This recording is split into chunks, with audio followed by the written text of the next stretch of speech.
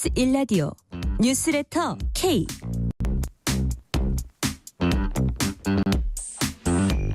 안녕하십니까. 뉴스레터 K KBS 김용준 기자입니다. 윤석열 대통령과 이재명 민주당 대표 다음 주 월요일에 대통령실에서 윤 대통령 취임 이후 처음으로 만납니다. 3번의 실무회동 끝에 어렵게 만나게 됐는데요. 그러면 길게 끈 만큼 민생이나 협치와 관련해서 어떤 이야기가 나올지도 주목이 됩니다. 영국이 세계에서 가장 강력한 금연 법안을 추진해서 관심이 쏠리고 있습니다. 현재 나이 15살 이하부터는 평생 담배 판매를 금지하는 법안이 영국 하원에서 1차 관문을 통과했는데요. 우리나라에서도 실효성 있는 금연 방안이 필요하다고 주장하는 김현숙 대한금연학회장과 어떤 노력이 필요한지 자세한 이야기 나눠보겠습니다. 청취율 조사 기간입니다. 02로 시작되는 전화가 오면요, 뉴스레터 K라고 대답해 주시면 감사하겠습니다. 청취율 조사 기념 이벤트도 준비했습니다. 방송 중에 사연 보내주시면 추첨 통해서 치킨 교환권 보내드리겠습니다. 여러분의 이야기도 많이 들려주시고요.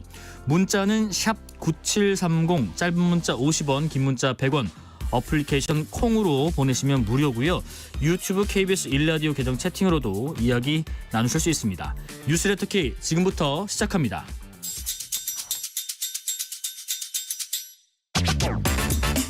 오늘 하루 가장 뜨거운 뉴스들만 골랐습니다. 뉴스레터 K 여야 정치 토크, 국민의힘 정광재 대변인, 더불어민주당 조기현 법률위 부위원장 나오셨습니다. 안녕하십니까? 네, 반갑습니다. 일단 윤석열 대통령과 이재명 민주당 대표의 첫 양자회담이 다음 주 월요일 오후 2시 서울 용산의 대통령실에서 열립니다. 실무회동만 3차례 걸쳐서 결정이 됐고요. 이런저런 줄다리기 끝에 일단 만나기로 했습니다. 우선은 대통령실 홍철호 정무수석 브리핑 듣고 말씀 이어가겠습니다. 오늘 오전 저와 민주당 천준호 대표 비서실장은 윤석열 대통령과 이재명 대표 회동을 위한 3번째 실무 접촉을 가졌습니다. 이 자리에서 양측은 이재명 대표로부터 많은 이야기를 듣고 싶다는 윤석열 대통령의 뜻과 의제 합의 여부와 상관없이 신속히 만나겠다는 이재명 당대표의 뜻에 따라 오는 29일 월요일 오후 2시 대통령실에서 차담 회동을 진행하기로 합의하였습니다. 예, 일단은 이것부터 여쭤볼게요. 정광재 대변인. 네. 식사하면서 만나는 건 아니고 차 한잔 하면서 얘기하기로 했고요. 네. 차담회인데 시간은 일단은 기본 1시간 네. 넣고 시작을 하고, 형식적인 면에서 우선 좀 의견을 들어보겠습니다. 원래 뭐 식사를 예. 하는 것을 기본적으로 검토한 것으로 알고 있는데 네. 일정들, 그러니까 뭐 윤석열 대통령의 일정, 또 이재명 당대표의 일정, 이런 부분들 고려할 때 네네. 일단 뭐 단기간에 좀 빨리 좀 만나야겠다는 공감대는 형성돼 있는데, 이걸 뭐 오천이나 만찬 일정으로 조율할 경우에 자칫 이것도 역시 뭐 또 기싸움 양상으로 비춰지는 건 아닐까라고 우려했던 부분도 있을 것 같아서 예. 일단 날을 좀 빨리 잡는 게 중요하다라는 인식을 했던 것 같아요. 예, 그리고 예. 1시간 후에 또 이게 일단 1시간 하고. 일단 뒷문은 열려 있다는 예, 거 예, 아닙니까? 예. 그 1시간 안에 전 끝날 것 같지는 않아요. 아. 그러니까 뭐 처음 만나는 자리고 예. 이재명 대표가 뭐 지금 의제를 정하고 오진 않겠다라고 했지만 마음속으로는 다 갖고 오는 거 아니겠습니까? 그런다면 1시간 갖고는 분명히 부족할 거고, 네네. 배속자도 있으실 네, 테니까요. 이 시간이 좀 더 길어질 것 같다는 네. 생각합니다. 그러나 일단 일정을 정하고 빨리 만나겠다는 의지를 이번에 반영했다고 볼 수 있겠죠. 밥 먹으면서 얘기하는 것보다 차 마시면서 하는 게 좀 더 실효성이 있나요? 뭐 차이가 크게 없나요? 아직 뭐 같이 겸상하시기에는 좀 불편하신 것도 있지 않을까요? 예. 근데 어쨌든 지금 의제 문제로 일주일 이상 지금 공전되고 있었기 때문에 가장 편하고 자연스럽게 만나는 방법이 차담이었던 것 같습니다. 네네네. 그리고 이제 형식을 보면 또 이제 배석자가 3명씩 그렇습니다. 들어가고 이런 걸 보면 뭐 허심탄회하게 모든 얘기를 의제제한 없이 하신다고는 하지만 사실상 뭐 굉장히 제한되고 뭐 이렇게 그 절제된 예. 수준의 논의가 진행될 수밖에 없는 형식인 거는 같아요. 네네네. 왜냐하면 3명씩 배석한다는 건 뭐 정책위의장, 대변인, 비서실장, 뭐 대통령실도 비슷할 텐데 이분들이 결국에 이제 진행된 대화의 내용을 정리를 해서 네.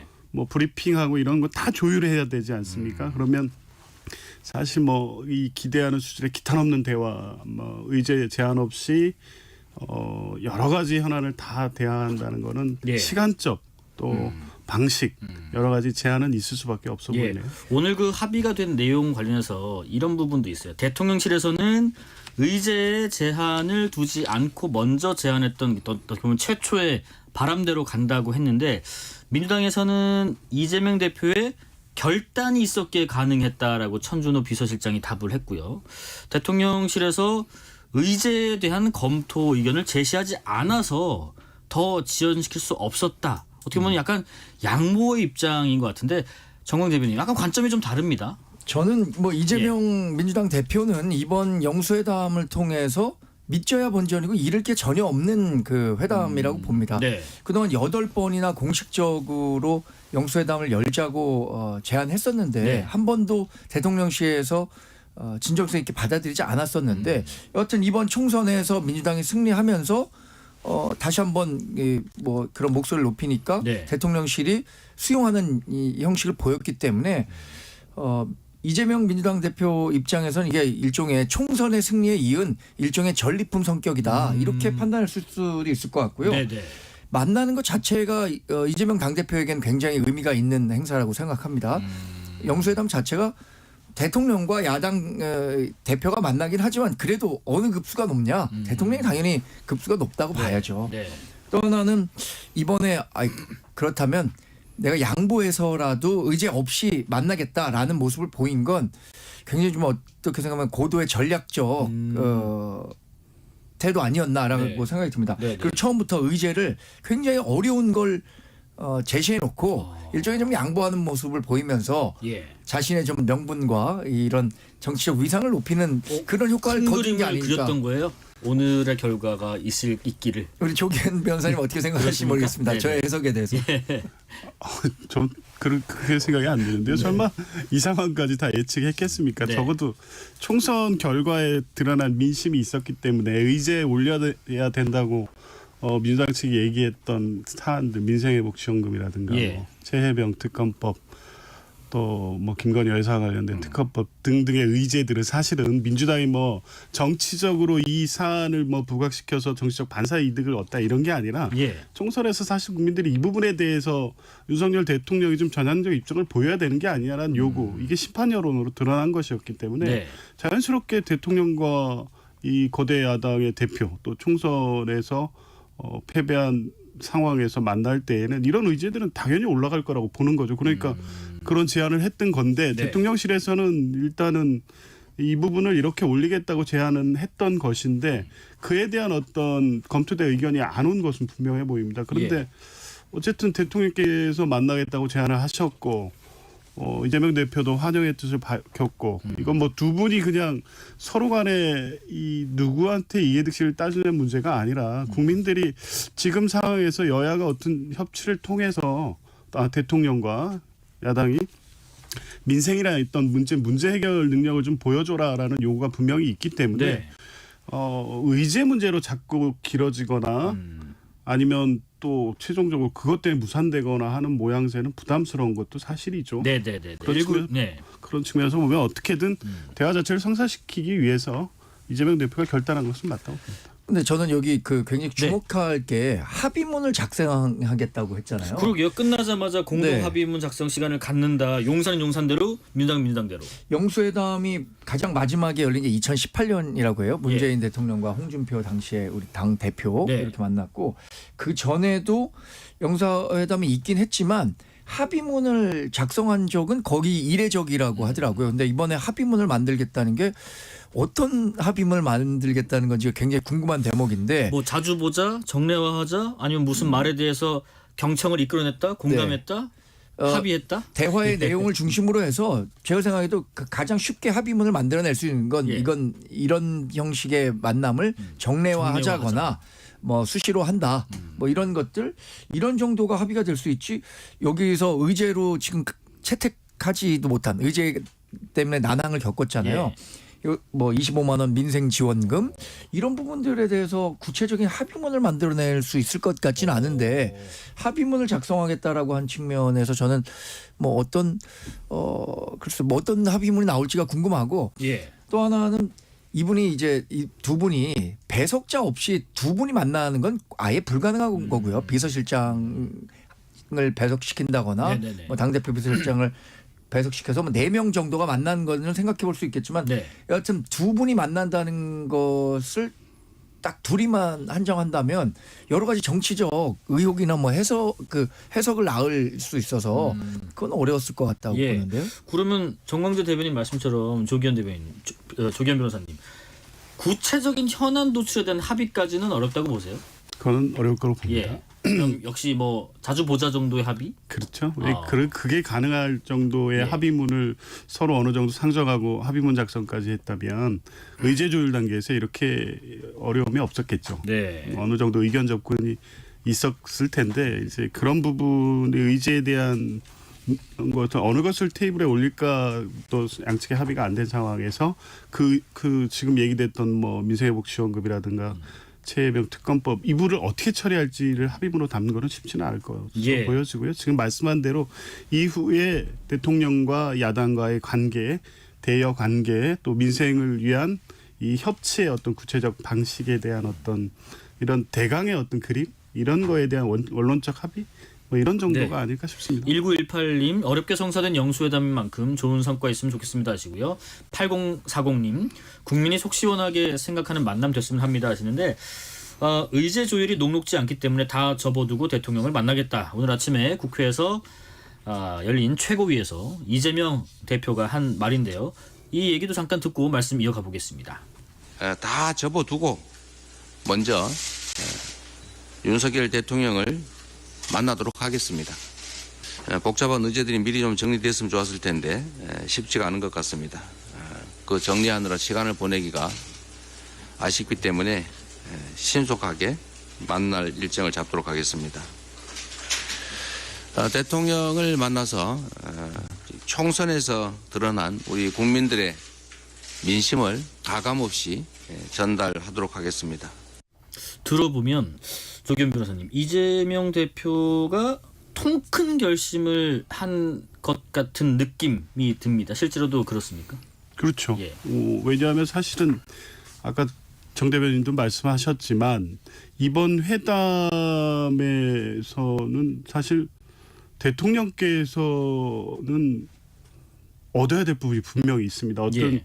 이 만남 자체만을 가지고는 사실 국민들께 뭐 대통령이 그 대화를 제안했고 만남이 이루어졌다는 예, 것까지는 어떤 변화의 어떤 긍정적 신호라고 볼 수는 있지만 만약 그 대화에서 사실 지금까지 태도 변화를 전혀 느끼지 못했다는 이재명 대표의 만남 후에 어떤 입장이 나온다고 하면 예. 대통령한테는 전혀 득이 되는 회담이 아니거든요.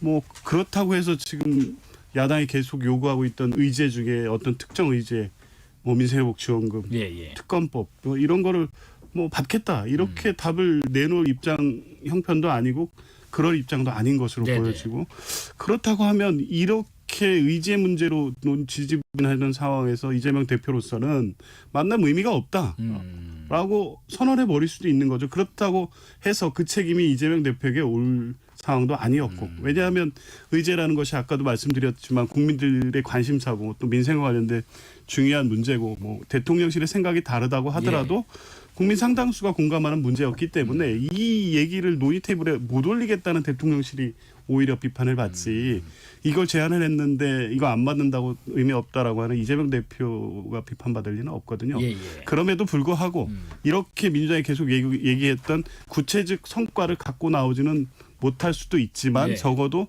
이 총선 민심을 가감없이 전달하고 그거에 대한 대통령의 반응과 입장을 끌어내고 예. 이것만으로도 의미는 있겠다 싶어서 하시는 거죠. 예.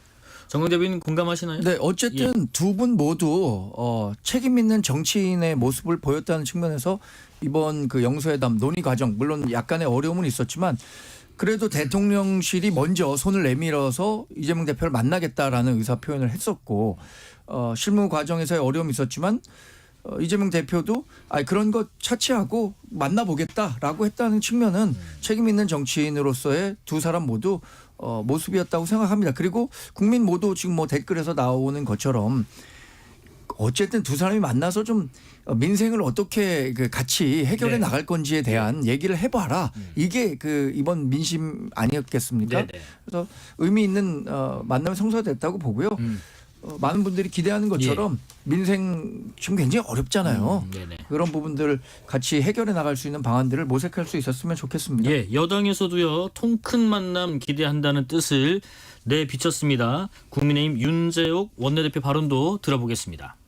통 크게 만나고 서로 국정 전반에 관해서 허심탄회하게 이야기하고 앞으로 이 여러 가지 국가적 과제들이 있고 또 현안들이 있는데 이런 것들을 여야가 서로 대화하고 타협하고 또 서로 조금씩 양보해서 답을 찾아가고 이런 기대감을 국민들이 가질 수 있도록 해주는 그런 멋진 만남, 통 큰 만남이 돼야 되지. 정황 대변인 네. 지금 민주당 측에서 또 설명한 내용 중에서요 김건희 여사 특검법도 의제로 얘기가 실무회동에서 오갔냐라고 하니까 특정 의제를 제안하거나 뭐 어떤 의제는 하면 안 된다라고 이야기한 바는 없었다. 그럼 이야기를 꺼내느냐 했더니 실무협상 과정에서는 언급을 했었다. 네. 그러면 이 만남에서 허심탄회한 어떤 얘기든 이런 얘기도 나올 수 있을까요? 저는 당연히 이재명 대표가 특검 얘기요. 만나서 얘기할 것 같은데요. 뭐 그래서 저는 사실 의제를 뭘로 할 것이냐라는 예. 실무적인 과정에서의 어려움은 크게 의미가 없었다고 봅니다. 네네. 둘이 만나서 얘기하는 과정에서 저희 국회에서는 민주당은 이런 법안에 대해서 정해진 절차에 따라서 하겠습니다. 네. 라는 얘기를 대통령에 하는 것은 지금 민주당 당대표로서 당연히 할 수 있는 얘기라고 생각하고 이번에 윤석열 대통령이 뭐라고 했습니까? 이재명 대표를 만나면 내가 많이 듣겠다라고 얘기를 했으니까 네. 이재명 대표가 여러 얘기를 해오면 들을 내용들 중에 내가 국정에 참고해야 할 부분은 반드시 참고하고 그렇지 못할 부분들은 우리가 국정을 운영하는 데 있어서 이런 어려움이 있기 때문에 할 줄 못한다라고 네. 명백하게 선을 그으면 네네. 그거 자체로서 회담은 하되 대화는 하되 각각이 갖고 있는 권한 내에서의 행동을 행사할 수 있는 그런 명분들을 쌓을 수 있다고 생각하는데요. 그럼 포함해서 최상병 특검 얘기도 얼마든지 꺼낼 수 있고 그렇게 예상을 하시나요, 조기현 변호사님? 예, 할 거로 봅니다. 네네.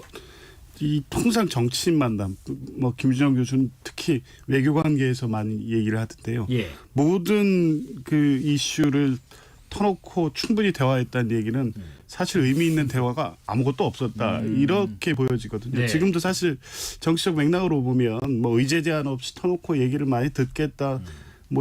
이렇게 얘기들이 나오고는 있지만 지금 국면에서 이재명 대표가 할 말은 하겠다고 하면 네. 지금 이슈가 되고 있는 최상병 특검, 김건희 여사 문제, 민생회복지원금 이런 부분들 저는 제가 볼 때 다 거론하셔서 제안도 하고 일종의 대통령이 이 부분을 받아들이거나 바꾸지 않으면 지금의 어떤 민심을 전환하기가 어렵다는 이런 조언도 하고 네네. 이런 차원을 하시겠죠. 일방적으로 우리가 할 테니까 안 받으면 이거 곤란합니다. 이렇게 하시겠어요.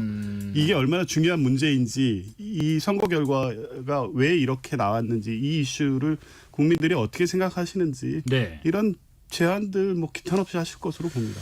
최상병 특검 잠깐 언급이 나와서요. 그런 질문도 좀 여쭤볼게요. 오늘 공수처장 후보에 윤 대통령이 오동윤 변호사를 지명을 했는데 법원에서 20년간 재판 경험이 있는 분인데요. 사실 공수처 관련해서는 여러 가지 얘기가 많았습니다. 그동안에 지휘부 공백 사태가 한 석 달 정도 있었고요. 그리고 이게 참 주요 의사결정을 낼 수 있는 지위가 없다 보니까 이 수사가 여러 가지로 지지부진했고 그래서 이 최상병 관련된 얘기도 특검으로 가자라는 얘기도 나온 거 아니냐 이런 이야기도 있었고요.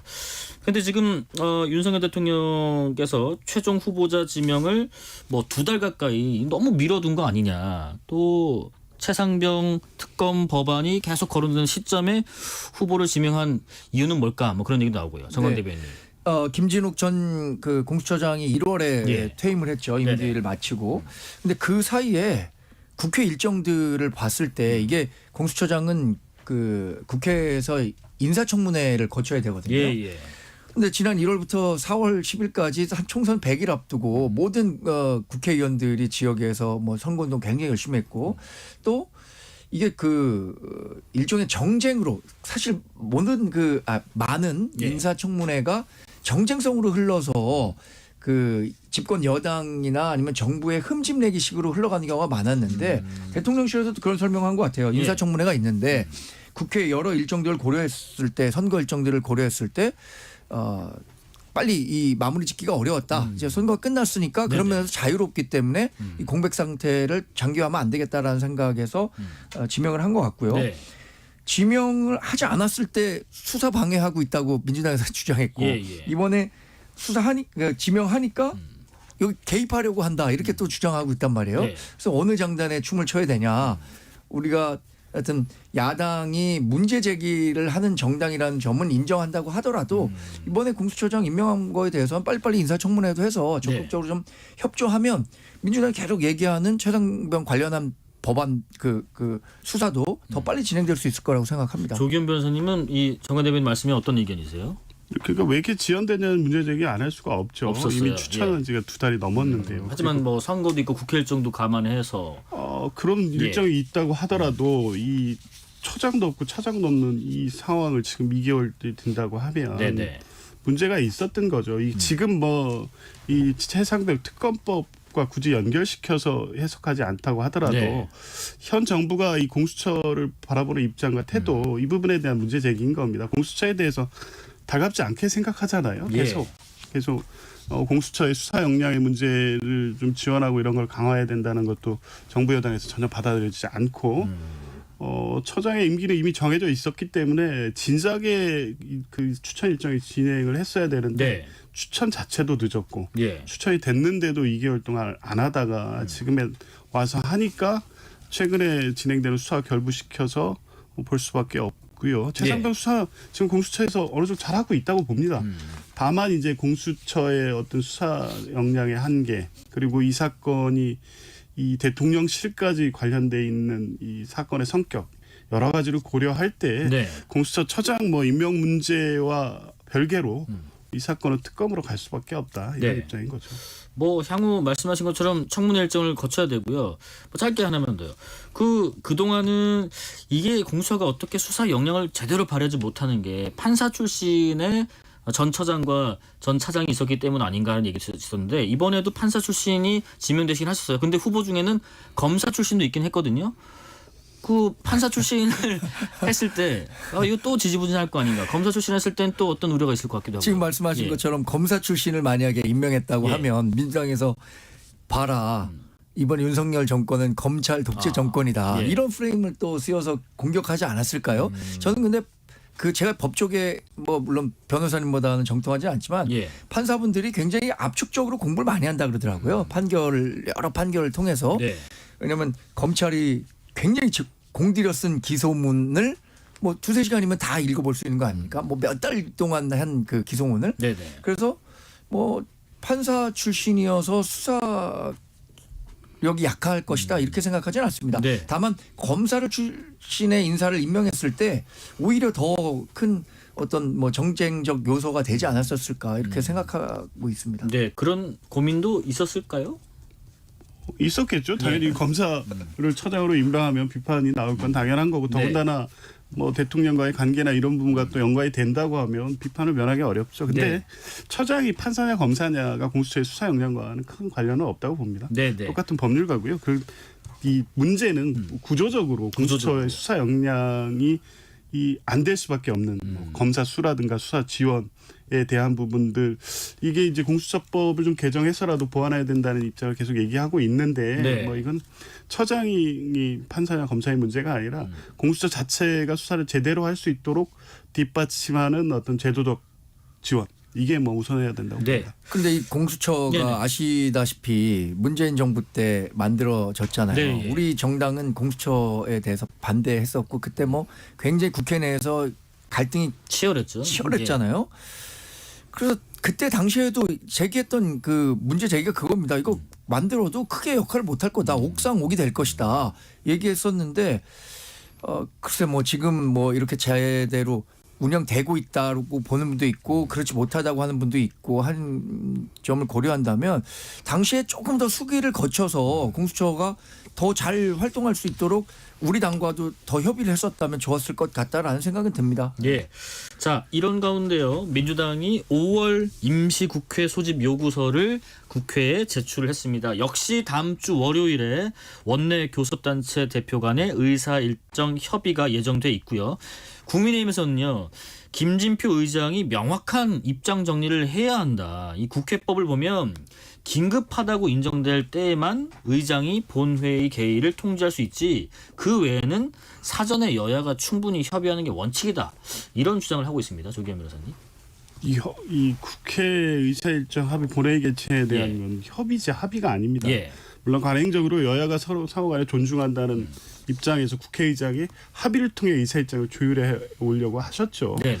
그 문제 때문에 주요 뭐 쟁점 법안으로 상정되는 법안들이 계속 이 국회에 머물러 있고 회부되지 못하고 있고 그걸로 인해서 여야 간 이 정쟁이 확대되고 이 과정이 계속 21대 국회 내에 반복이 됐습니다. 네네. 그런 점을 고려하면 협의가 원칙이고 뭐 의사일정 합의해서 본회의 열면 되는데 여당이 반대하면 본회의 못 연다는 원칙은 없습니다. 협의가 안 되면 네. 국회의장이 본회의 결정할 수 있는 거죠. 뭐 지금 민주당에서는 국회의장께 그래서 5월 2일 본회의 개최를 요구하고 있는 거고요. 네. 뭐 되지 않을까 싶습니다. 마무리하고 가야죠. 21대 국회. 정광 대변인, 근데 지금 쟁점 법안들 예. 이 논쟁이 가열되는 양상이 이게 있는데 예. 예를 들면 뭐 국가보훈부에서도 어제 그 얘기 했었죠. 이희원 차관이 야당이 본회의 직회부한 그 민주유공자법 네. 문제점도 지적했고요. 대통령실에 거부권 행사 요청하겠다는 뜻도 이미 밝혔고 네. 대변인께서도 이 내용에 대해서 철회를 해라라고 네. 또 주장을 하셨고 일단 그게 민주유공자법 당론입니다. 봤을 때도 네, 네네. 네, 당론입니다. 예. 이 내용도 내용이지만 처리 방식도 문제라는 건가요? 지금 민주당이 21대 국회에서도 절대 다수 의석을 갖고 있었고 네네. 22대에서는 더 어떤 측면에서는 더 강해진 야권으로 돌아온 거 아닙니까?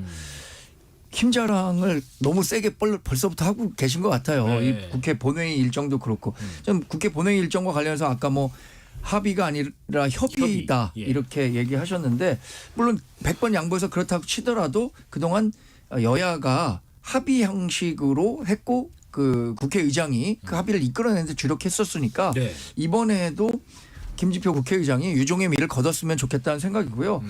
이런 그 민주화 유공자법이라든가 가맹점법 이런 것들은 우리 정당이 그동안 몇 가지 문제들에 대해서 계속해서 문제점을 제기했었는데 네네. 지금 직회부 하는 상임위에서 5분의 3 이상 하면은 상임위에서 직회부를 할 수 있는 거잖아요. 예. 너무 힘자랑을 하고 계셔갖고 사실 소수 정당으로서 정말 한계를 느낄 수밖에 없는 상황입니다. 이런 것들을 이제 국민들께 직접 말씀드릴 수밖에 없는데 네. 또 이런 법안의 일일이 어떤 내용들에 대해서 뭐 세세히 알지 못하시니까 이런 부분 좀 안타깝습니다. 저는. 예. 자, 그리고요. 요 내용 별개로 한 가지 주목되는 회동이 있었던데요. 이재명 대표와 조국혁신당의 조국 대표가 저녁 자리를 가졌습니다. 만찬이 열렸는데 이재명 대표가 전화로 만나자고 했고 뭐 독주까지 마시면서 대화하는 자리였다는 후문도 있던데 전격적인 만찬 회동과 이렇게 뭐 술도 한잔 하시면서 이 배경에 대해서는 어떻게 우리가 이해하면 될까요? 자연스러운 만남이죠. 자연스러운 뭐 영수회담하고는 특별히 관련성은 없는 것으로 보이고요. 두 분이 하실 얘기가 많이 있었을 겁니다. 네. 지금 22대 국회 개원을 앞두고 중요하게 지금 어쨌든 이 두 당 간의 어떤 공조 내지는 뭐 이런 부분이 굉장히 중요한 국회가 됐기 때문에 일단 큰 그림을 그려보기 위해서 두 분 간에 뭐 지금 상황에 대해서 여러 가지 대화를 나누신 것 같고 네. 한 150분간 이것도 술도 한잔 하시고 그랬다고 하면 네. 그간의 여러 가지 얘기들을 다 나누셨던 것 같습니다. 뭐 정치적 의제를 한정해서 뭐 구체적으로 어떤 뭐 내용을 정리하고 향후 뭐 방향에 대한 합의하고 이런 자리는 아니었던 것으로 보이고 네. 그 두 분 간의 어떤 정치적 신뢰를 형성해가는 과정 뭐 이런 부분이었을 것 같습니다. 물론 개인적으로 알고는 있지만 이재명 대표는 정당 이제 국회 진출하는 정치인 조국 혁신당의 조국 대표로서 네. 만나는 자리는 처음이기 때문에 그런 정도의 어떤 정책 의미를 부여할 수 있을 것 같습니다. 예. 4890님, 다음 주 월요일 저녁 뉴스레터 K에서 어떤 내용으로 오프닝할지 기대됩니다. 부디 국민들 기대에 부응하는 성과가 있길 진심으로 바랍니다. 이분이 바라시는 거는 합의문에서 자주 보기로 했습니다 정도는 아니실 것 같은데 한번 지켜보죠. 여기까지 말씀드리겠습니다. 지금까지 정광재 국민의힘 대변인, 조기현 민주당 법률위 부위원장이었습니다. 고맙습니다. 네, 즐거운 주말 보내십시오. 네, 고맙습니다. 실시간 교통정보 알아보겠습니다. 교통정보센터 임초희 리포터 나와주세요. 네, 이 시각 교통정보입니다. 서울 시내의 경우는 정체가 일찍부터 심해졌습니다. 올림픽대로 하남 방향 행주대교에서 월드컵대교 사이 밀리고요. 좀 더 가서 노량진 춘천시장에서 암사대교까지 정체가 이어졌습니다. 성수대교와 영동대교 사이 1, 2차로에선 사고를 처리 중이고요. 성산대교 북단에서 남단 쪽, 북단 부근에선 2개 차로 막고 계속 작업을 이어나가고 있습니다. 교통량도 늘어나면서 뒤로 성산대교 북단 교차로 이전부터 정체가 심하고요. 이후 서부간선도로 안양 쪽으로는 신정교부터 정체가 심해집니다. 서해안고속도로 서울 방향은 송악에서 서해대교까지 4km 구간 어렵습니다. 서해대교 1차로에서는 사고가 났고요. 이후 서평택에서 화성휴게소 쪽으로는 긴 구간 밀립니다. 비봉에서 용담터널, 또 광명역에서 금천까지도 속도 떨어집니다. KBS 교통정보센터였습니다. 퇴근길, 당신과 함께 읽는 세상 이야기. KBS 1라디오 뉴스레터 K.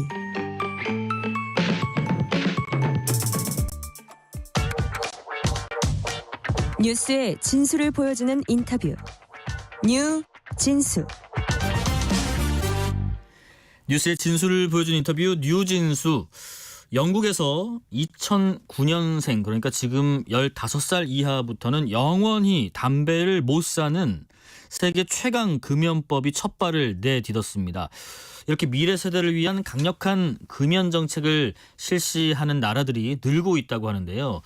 물론 담배는 개인의 선택에 따라 기호 식품이겠지만 세계적인 추세는 사뭇 다른 분위기입니다. 김현숙 대한금연학회장 모시고 세계 각국의 금연 정책 살펴보고요. 한국 실정에 맞는 효과적인 금연 정책에 대해서도 이야기 나눠보겠습니다. 안녕하십니까? 네, 안녕하십니까? 네.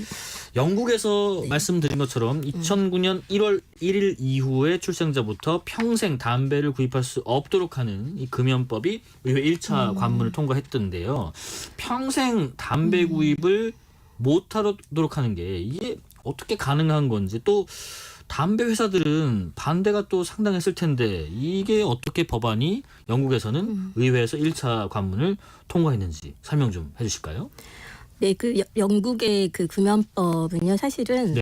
이게 영어로는 스모킹 프리 제너레이션이라 그래가지고 네. 그 세계 최초로 금연 세대를 만들려고 하는 법안입니다. 근데 네네. 이제 여쭤보신 것처럼 사실은 담배 회사에서도 상당한 그 반발이 있었고요. 네. 그리고 이게 국회 내에서도 지금 현재 그 총리가 보수당인데 보수당 내에서도 반대표가 꽤 나왔고 기권표도 나왔었습니다. 네. 근데 이제 그 노동당 측에서 좀 많이 그 긍정의 표가 좀 많이 나왔었고 그러면서 예. 사실은 이게 그 여러 가지 장애나 어려움이 있긴 하지만 국민의 건강을 위한다고 하는 것은 사실은 뭐 거스를 수 없는 대세 아니겠습니까? 전 세계적으로. 네네. 그래서 실제 그 수백 총리뿐만 아니라 그 보건장관도 중독에는 자유가 없다. 다음 세대를 보호하는 것이 우리의 책무다라고 하는 어떤 슬로건 하에 2009년 1월 1일 출생자, 그러니까 전 15세부터는 네. 담배를 구입을 할 수 없게 만든다는 거는 결국 피울 수 없게 만든다는 거죠. 그래서 네네. 만약에 그 담배업자들이 이제 담배를 팔게 되면 네. 엄청난 그러니까 과태료 같은 벌금을 물게 만들 수 있도록 네네. 법안을 이제 만들어 놓은 겁니다. 그래서 근데 문제는 뭐냐면 이 영국의 그 금연법이라고 하는 것이 예. 뉴질랜드의 그 먼저 사실 시작을 했습니다. 그래서 이제 금연법을 시행을 이제 하려고 했는데 네.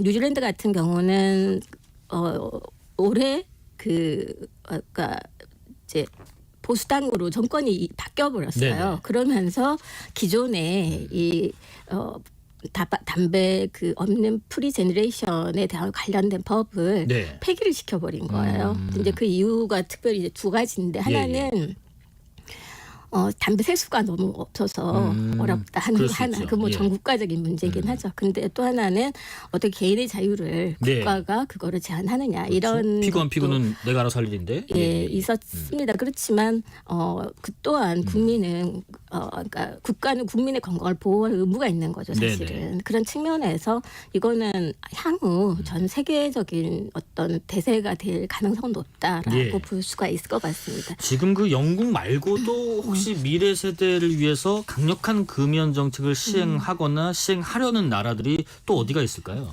여러 국가들이 예. 있죠. 그래서 금연을 하는데 가장 그 강력한 그 어떤 정책을 시행한 나라는 호주하고 호주. 예, 예. 뉴질랜드입니다. 그래서 그 외에도 뭐 몇몇 나라들이 있긴 네. 하거든요. 근데 호주 같은 경우는 우리가 이제 담배 그 담배 과학 있죠. 그 보면 우리는 처음에는 예를 들어서 담배 회사의 그 이름들이 그러니까 담배 명이 굉장히 크게 나와 네네. 있었지 않았습니까? 그러다가 이제 좀 지나서는 담배 경고 문구가 아주 보일 듯 보이지 않는 듯 하고 시작된 게 우리나라인데 네.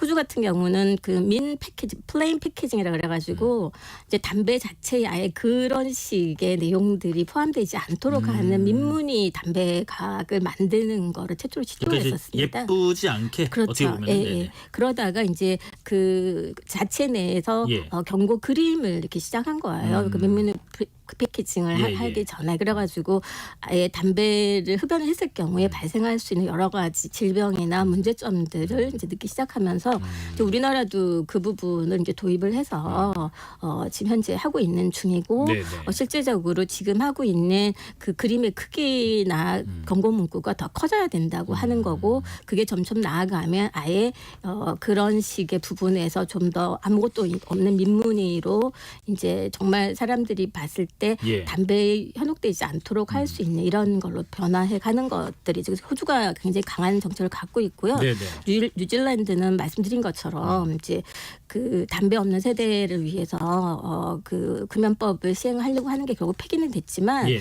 거기는 좀 강력한 게 뭐였냐면 이게 니코틴이라는 건 결국 중독을 유발하기 때문에 문제가 발생하는 부분들이 많으니까 네네.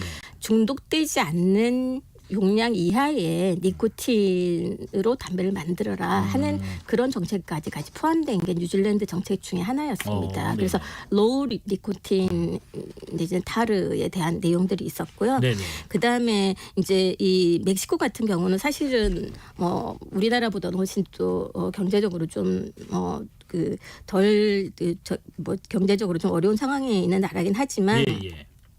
여기는 이제 모든 공공장소는 금연구역으로 정해지기도 했고요. 근데 중요한 건 또 하나는 담배 광고는 물론이지만 그 가게에 담배를 진열해주지 않는 걸로 하는 것을 일절 금지를 하는 겁니다. 네네. 근데 사실 이거는 굉장히 의미가 있는 정책 중에 하나인 게 뭐냐면 우리나라는 편의점만 가도 그 가격 그 계산하는 계산대 앞에 바로 담배가 있지 쭉 진열돼 있죠. 않습니까? 네네. 그게 결국은 모든 걸 사고 마지막에 보면서 담배를 사라 하는 굉장히 강력한 유혹의 하나의 그 접근 방법으로 담배 회사가 유치해 놓은 방법 중에 하나거든요. 네네. 그래서 우리나라도 사실은 이 그 편의점이나 담배 소매점에 담배 광고나 그리고 태국 같은 경우도 담배가 아예 보이지 않게 예. 이 다 차단을 해놨어요. 그런 상황들이기 때문에 이런 것도 우리가 굉장히 좀 벤치마킹 해야 되는 반드시 해야 되는 네. 정책 중에 하나로 볼 수가 있겠습니다. 0013님 담배가 그래도 유해한 기호식품이면 세수 걱정하지 말고 제조나 수입도 하지 말아야죠. 전 국민 금연으로 얻어지는 효과가 담배 세수를 상쇄하고도 남을 겁니다라는 의견도 주시는데요. 뭐 우리나라도 이렇게 미래 세대 위해서 뭐 금연 정책들 여러 가지 뭐 학교나 어린이집이나 유치원 근방에서 뭐 담배를 못 피우게 한다든지 요새는 또 뭐 아파트마다 금연 아파트도 맞아요. 지정하는 것도 있고요. 맞습니다. 네. 뭐 여러 가지 TV 뭐 캠페인부터 여러 홍보물 많이 홍보를 하고 있긴 한데 어쨌든 청소년기부터 이 담배에 접할 수 있는 진입 장벽을 높이는 게 중요하지 않겠느냐. 근데 이런 정책에 있어서 미흡한 부분이 꽤 있는 것 같다. 방금 말씀하신 것처럼 뭐 편의점에 담배 진열을 뭐 못하게 한다든가 그런 거 말고도 좀 제도적으로 어떤 부분들이 좀 보완되면 좋을까요? 그 방금 질문하신 예. 분 얘기를 잠깐 드리면 사실은 담배 이쪽 금연에 대해서 아주 활동을 많이 하신 교수님 중에 한 분이 네. 담배 제조 금지법을 한번 말씀하신 적이 있습니다. 네네. 그래서 그게 굉장히 좀 그 열심히 활동도 하시고 하셨는데 아주 국민적인 입장에서의 그 뭐 홍보나 이런 게 좀 덜 돼가지고 그래서 네네. 그것도 아마 좀 이런 담배 그러니까 금연법 이런 것들이 이제 만들어지면서 담배 제조 금지법도 언젠가는 또 이루어질 날이 있을 것 같아서 예. 더불어 말씀드리고요. 네. 그리고 결국은 이제 미래 세대를 위해서 이제 이런 금연법 제정에 대해서 이제 저는 세계가 힘을 쏟고 있는 이유 중에 하나는 뭐냐면 예. 사실은 담배도 이제 어딕션 중독이지 않습니까? 그러니까 젊은 세대, 그러니까 청년 때나 그 청소년 시절부터 금지를 함으로써 그러니까 중독되는 걸 막아보자 하는 것이 제일 큰 부분입니다. 네네. 그리고 너무나 많은 사람들이 이제 사망을 하고 그 질병으로 인한 그 뭐죠? 이제 건강보험료 이런 것도 엄청나게 나가기 때문에 네네. 이제 그런 여러 가지 측면에서 이 부분에 대해서 금연법 제정을 얘기를 하고 있는 거거든요. 네. 그러니까 전 세계 13억 인구 중에서 거의 뭐 그 80% 이상이 담배하고 질병 관련돼서 사망하는데 예.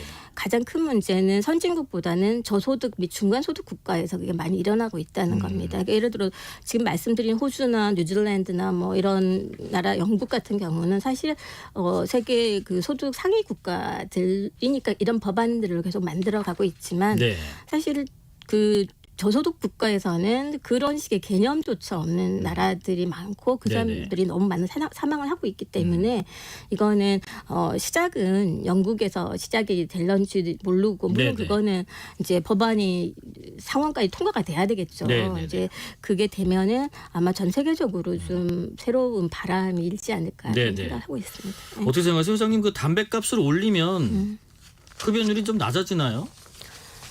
그거는 예. 절대적인 절대적인가요? 거죠. 그럼요. 예. 왜냐하면 어느 정도까지 좀 올리면 된다고 생각하세요? 지금 이 그러니까 담배 금연을 위한 정책은 크게 두 가지가 있습니다. 예. 하나는 가격 정책이 있고요. 예. 하나는 비가격 정책이 있습니다. 네네. 그런데 여러 가지 이제 연구를 한 결과 가장 많이 효과적인 거는 가격 정책으로 보고 있어요. 근데 이제 우리나라 같은 경우는 현재 그 2015년도에 담배값을 올린 이후 4,500원을 계속 유지를 하고 있거든요. 네네. 그러니까 지금 이제 24년이면 거의 9년이 지나지 않았습니까?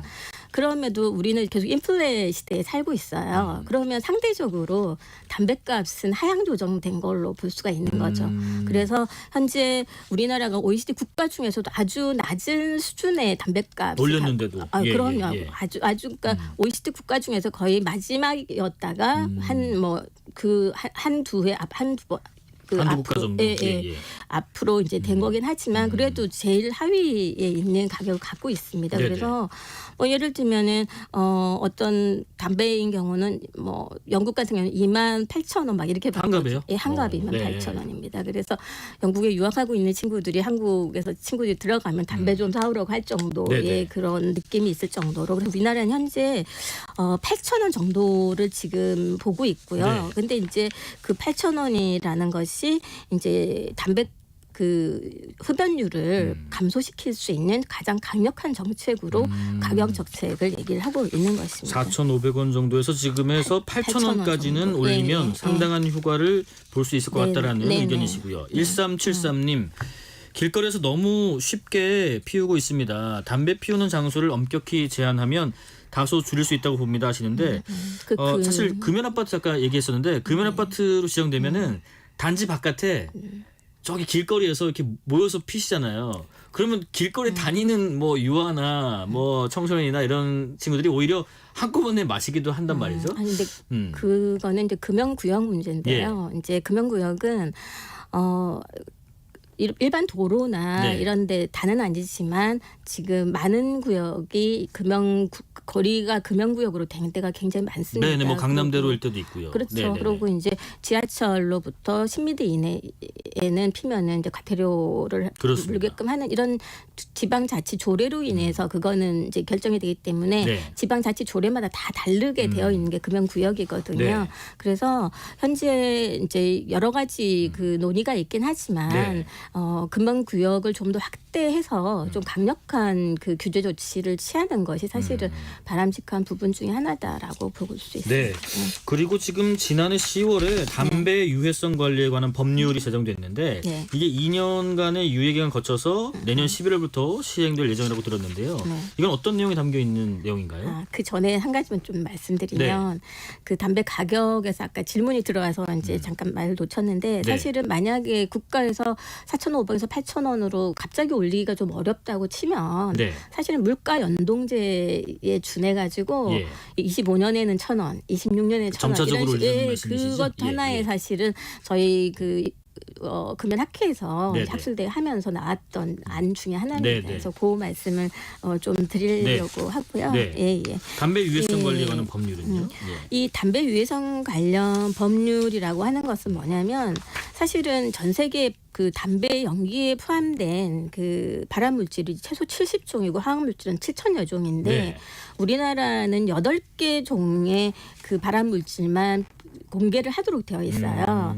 근데 그 미국이나 다른 국가들은 완전히 담배에 포함된 유해 물질을 다 공개하도록 돼 있거든요. 아, 이렇게 제한 두지 않고요? 예, 그럼 네네. 예를 들어서 우리나라도 제3세계 담배사가 들어가 있는데 네. 동일한 담배지만 미국이나 유럽에 수출을 할 때는 전부 다 공개를 해요. 하고. 우리나라는 아. 8종밖에 안 하는 거예요. 그러니까 이거는 국민이 알 권리도 제한하는 것뿐만 아니라 담배 자체에 갖고 있는 여러 가지 문제점을 충분히 국민들에게 인지시키지 못하는 부분이어서 사실 이거는 계속적으로 저희 학회도 그렇고 예. 지지를 해왔던 부분인데 이번에 이제 제정이 된 법률입니다. 예. 9478님. 흡연용 헬멧을 만들어서 자기 담배 연기는 스스로 마시게 해야 됩니다라는 의견도 주십니다. 근데 이제 우려되는 부분이 있다고 하던데 담배 회사가 정부기관에 의한 어떤 관리 감독 유해성 검사를 받았다고 주장하면서 뭐 책임을 회피하고 제품의 안정성에 초점을 두는 광고 또 마케팅을 시도할 가능성이 있기 때문에 이런 부분도 우려된다고 하시는데 좀 부연 설명을 드려볼까요? 그러니까 이게 이제 예. 예를 들면 이건 이제 여러 가지 우려를 생각하는 거예요. 네네. 예를 들어서 어떤 그 물건을 팔 때 국가가 보증한 국가가 인증한 뭐 이런 식으로 되면 국민들 입장에서는 이게 국가가 인정을 해줬으니까 펴도 뭘 사용을 해도 네네. 문제가 없지 않아 이런 게 일반적으로 우리가 알 수 있는 국민들의 생각이라고 가정을 하면 네네. 이제 우리가 이 그 담배 관련된 어떤 위에 관련된 법률을 제정을 해서 네. 담배사들은 그걸 다 공표를 하기로 돼 있죠. 이제 공지를 하게 돼 있는데 네. 이제 그렇게 한다고 하면 한편으로는 정부 기관에 의해서 관리 및 감독을 받고 유해성 검사도 받았다. 네. 이런 식을 강조하면서 유해성에 대해서 담배사가 책임을 회피할 수 있는 가능성도 우리 기준에 통과해서 파는 거야. 그렇죠. 왜 뭐가 배제할 수 문제라는 없는. 거야? 네, 그래서 이런 식으로. 일설에 의하면 이번 이 담배 유해성 폐기물 법안 할 때도 담배사가 그렇게 반대는 안 한 걸로 얘기를 하고 있다고 네네. 이제 얘기를 들었거든요. 예. 그래서 그런 측면에서 안전성에 초점을 둬가지고 마케팅이나 아니면은 광고 이런 것도 예측 가능하지 않나 하는 거예요. 그러니까 이 부분은 사실은 우리가 이번 그 작년 말에 미국에서도 이제 이제 CDC 관련된 분이 오셔가지고 예. 그 얘기를 하셨어요. 저희 자기네들도 이거를 그 신규 담배가 진입을 하거나 이럴 때 다 이제 검사를 하고 이렇게 체킹을 하는데 네네. 이제 그거를 하다 보니까 그렇게 국가에서 다 체킹하고 했으면 문제가 없지 않냐 이런 네. 식의 거를 생각할 수 있는 게 우려가 된다 하는 거는 좀 공통적으로 우리가 생각할 수 있는 부분이라 네. 국가적인 차원에서 사실은 굉장히 촘촘한 어떤 정책적인 거를 마련을 해야 되지 네. 않을까 생각됩니다. 이 질문은 참 근본적인 질문일 것 같아요. 담배 나도 끊고 싶은데 해봤는데 쉬우면 내가 끊었지. 이게 참 어렵더라. 그러면은 효과적인 금연 방법 뭐 있습니까? 굉장히 몇 번을 어려운- 실패하시는 분들을 위해서요? 그러니까 이제 어떤 제가 아는 지인은 그런 말씀도 하시더라고요. 본인은 담배를 너무너무 끊고 싶은데 끊을 수가 없다. 차라리 감옥에서 좀 지내면 안 되겠느냐. 그러니까 이제 농담식으로 이제 접근을 못하도록 하는 부분에 대해서 말씀하신 분도 있는데 이제 담배 금연을 위해서 이제 국가적 차원에서도 여러 가지의 방법들을 쓰고 있습니다. 그러니까 예를 들어 보건소 같은 경우는 금연 클리닉도 있고 그 다음에 이제 그 콜센터 같은 데서 금연 콜센터에서 이제 시간이 길지가 않네요. 그런 것도 있고 그리고 병원에 입원해서 하는 방법도 있고 그래서 굉장히 다양한 방법이 많기 때문에 담배를 끊고자 하는 의지가 있는 사람이 있으면 얼마든지 그 길을 모색할 수 있다라고 말씀드릴 수가 있습니다. 의지가 있으면 된다고 하십니다. 여기까지 말씀 듣겠습니다. 지금까지 대한금연학회 김현숙 회장이었습니다. 고맙습니다. 네, 감사합니다. 안녕히 계세요. 6시에 2부 이어가겠습니다. 뉴스의 진수를 보여주는 인터뷰 뉴진수.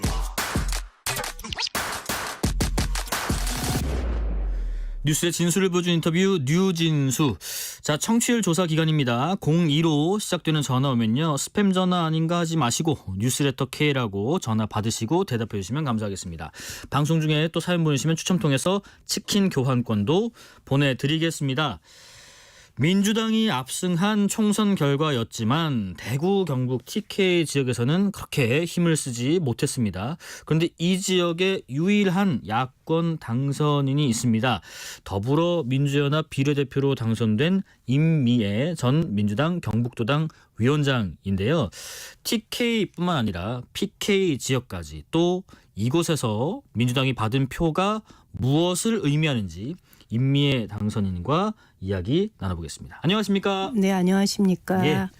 뭐 많이 늦었지만 그래도 축하드리겠습니다. 감사합니다. 예, 일단 이화여대 총학회장 출신이시네요. 또 비교적 또 정치 경험을 차곡차곡 쌓으셨더라고요. 군의원 하셨고 도의원 하셨고 이번에 국회의원으로 또 당선이 되셨고요. 그러면서도 경북 의성에서 농사를 지으시면서 축산업도 하시고 의정생활도 하셨기 때문에 참 독특하다 이런 생각도 들었는데 그러다 보니까 또 타이틀 하나 더 있더라고요. 유일한 농민 출신 당선인 뭐 이런 얘기도 있던데 그렇더라고요. 하여튼 당선 소감도 짧게 한번 들어보겠습니다. 저를 지칭하는 수식어가 되게 많아요. 풀뿌리 정치인, 뭐 TK 정치인, 그다음에 농부 정치인. 그러니까 수식어가 많다는 얘기는 해야 할 일이 많다, 기대가 그만큼 크다 이런 뜻인 것 같아요. 그래서 다들 기쁘지 않냐 이러는데 사실은 기쁨보다는 자고 일어날 때마다 해야 할 일이 느는 것 같아서 어깨가 무겁다라는 생각이 많이 들고 그 무거운 어깨만큼 책임감 있게 일을 잘 해보겠다라는 각오가 있습니다. 대구 경북에서 민주당 출신 후보가 국회에 입성하게 된 게 김부겸 전 총리 그리고 남편 되시는 김영건 전 의원 이후 8년 만이다. 남편분께서는 이번에 아쉽게 구미을이었죠. 민주당 후보에서 좀 낙선이 되셨는데 모르겠습니다. 그 집안 분위기가 어떻던가요? 그 결과가 딱 나오고. 결과 나오고 나서는 남편이 저한테 이제 고생했다. 근데 그렇게 말하는 이유가 있죠. 선거 초반에는 저희가 이 당선 가능하겠느냐, 이게 간당간당하다 이런 얘기가 되게 많았어요. 조국혁신당이 돌풍을 일으키면서 여론조사에서 한참 뒤처져 있었기 때문에 그러다가 이제 선거 중반을 넘어가면서 이게 조금 이제 민주당 지지자들 중심으로 탄력이 붙었는데 저희 더불어민주연합의 후보들도 손발이 다 묶인 선거운동이었거든요. 그런 상황에서 다들 고생 많이 했고 그래서 남편이 저한테 고생했다 이런 얘기를 했던 것 같아요. 20대 국회의원으로 그 김영건 전 의원께서 먼저 여의도 정치를 하셨잖아요. 뭐 어떤 조언을 하시던가요?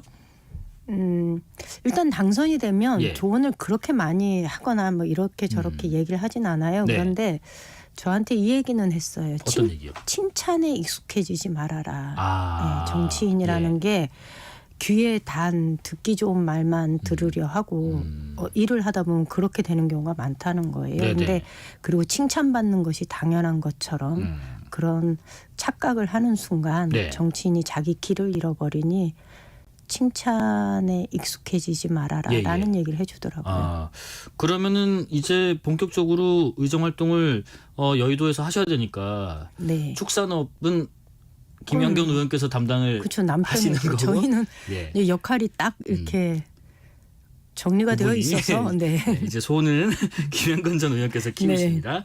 TK 지역구에서는 국민의힘이 25석 모두 석권을 했습니다. TK 표심을 통해서 본 민희 당선인께서 어떤 해석을 스스로 하고 계신지요?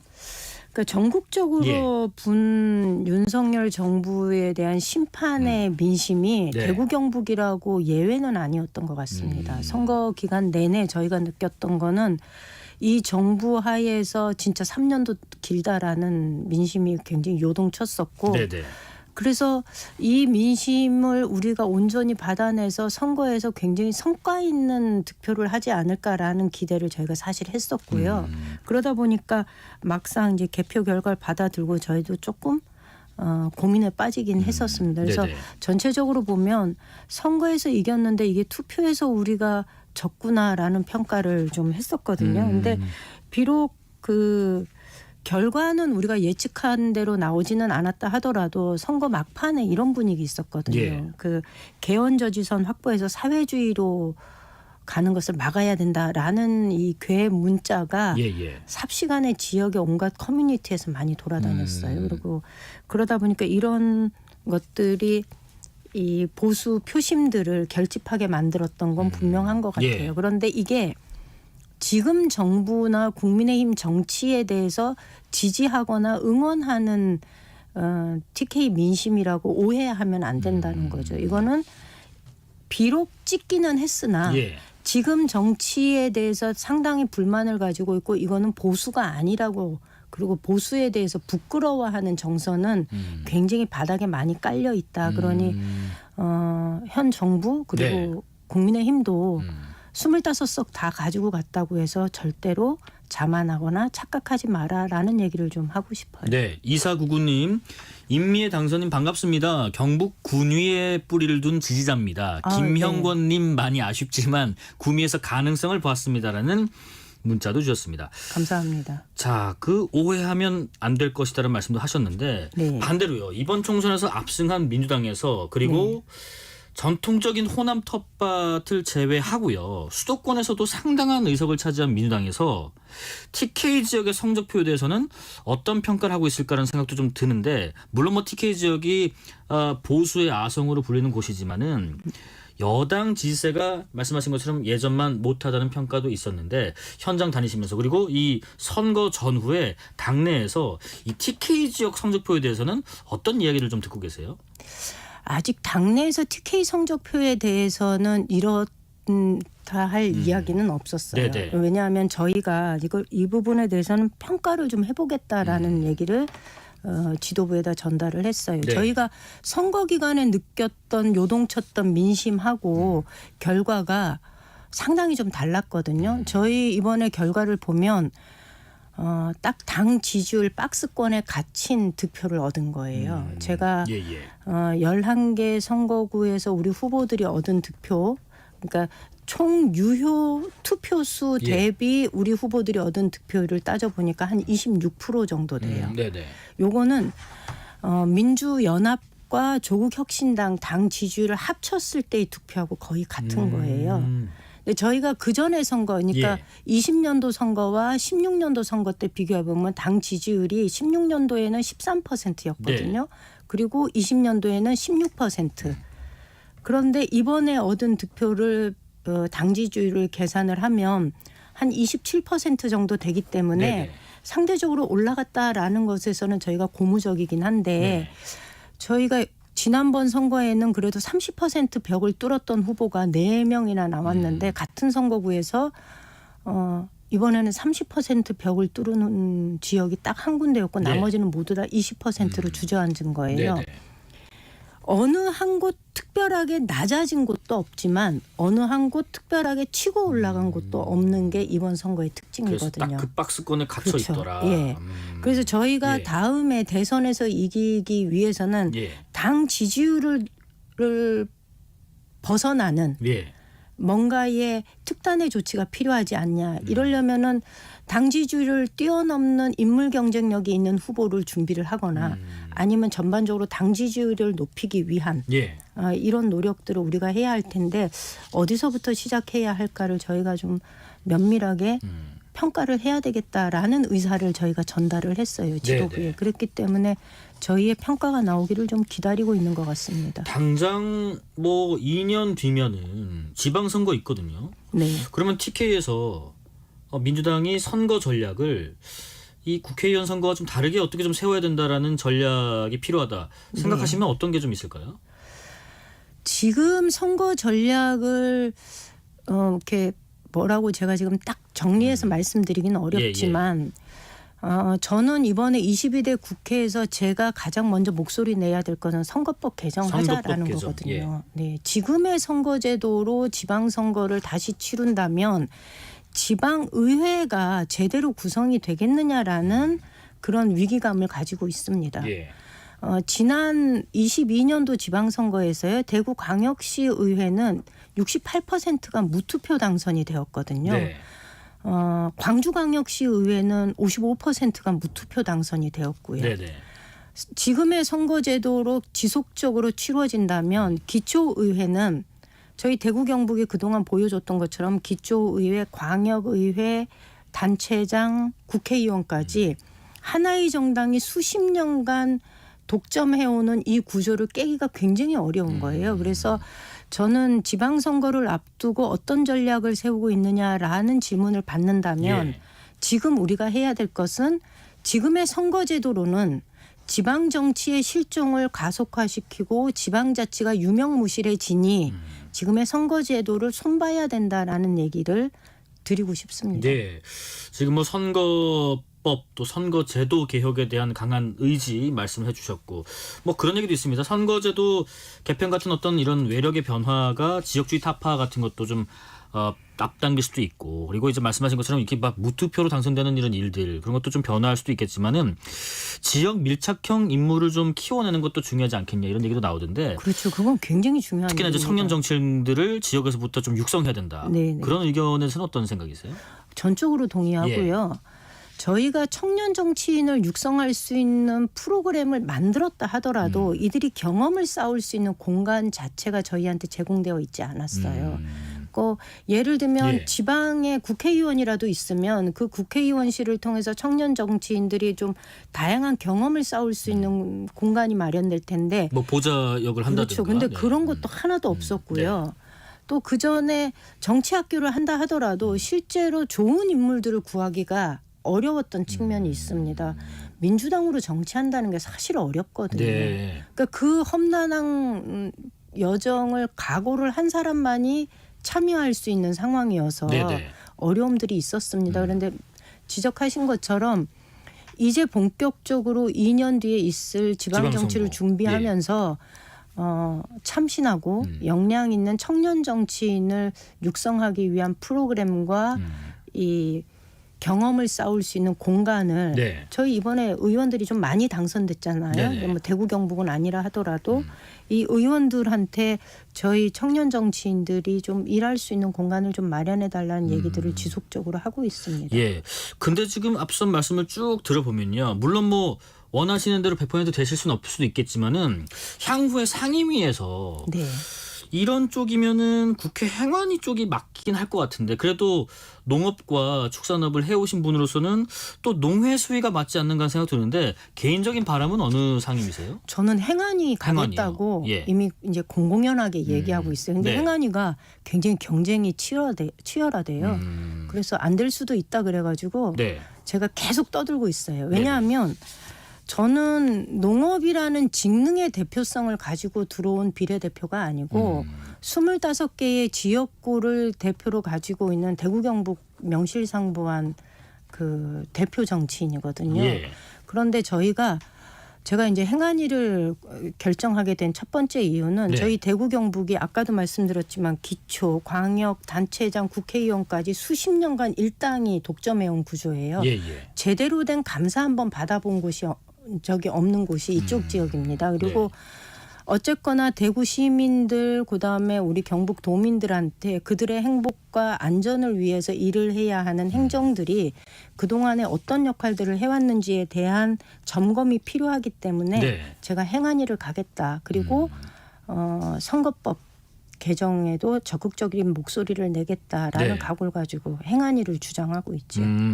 그러면 이제 과거에 이런 경력들이 좀 있으시니까 지역에서 민주당의 특히나 경북도당 위원장으로 활동하실 때도 가장 힘드셨던 부분은 앞서 말씀하신 그런 것들 포함해서인 것 같기도 하고요. 반대로 내가 이런 해낸 것도 있기 때문에 이런 거는 보람이 있었고 여의도 국회에 와서 확장할 수 있겠다는 확장성 측면에서는 또 뭐가 있을까 궁금하기도 하고요. 그 어려운 도당위원장을 할 때 예. 어려운 점을 뭐 얘기하자면 이루 말할 수 없죠. 네네. 정말 예를 들면 선거를 앞두고서 저희가 느끼는 어려움 중에 하나는 선거 벽보 붙이기 전에 이미 선거 결과를 사람들이 다 짐작 가능한.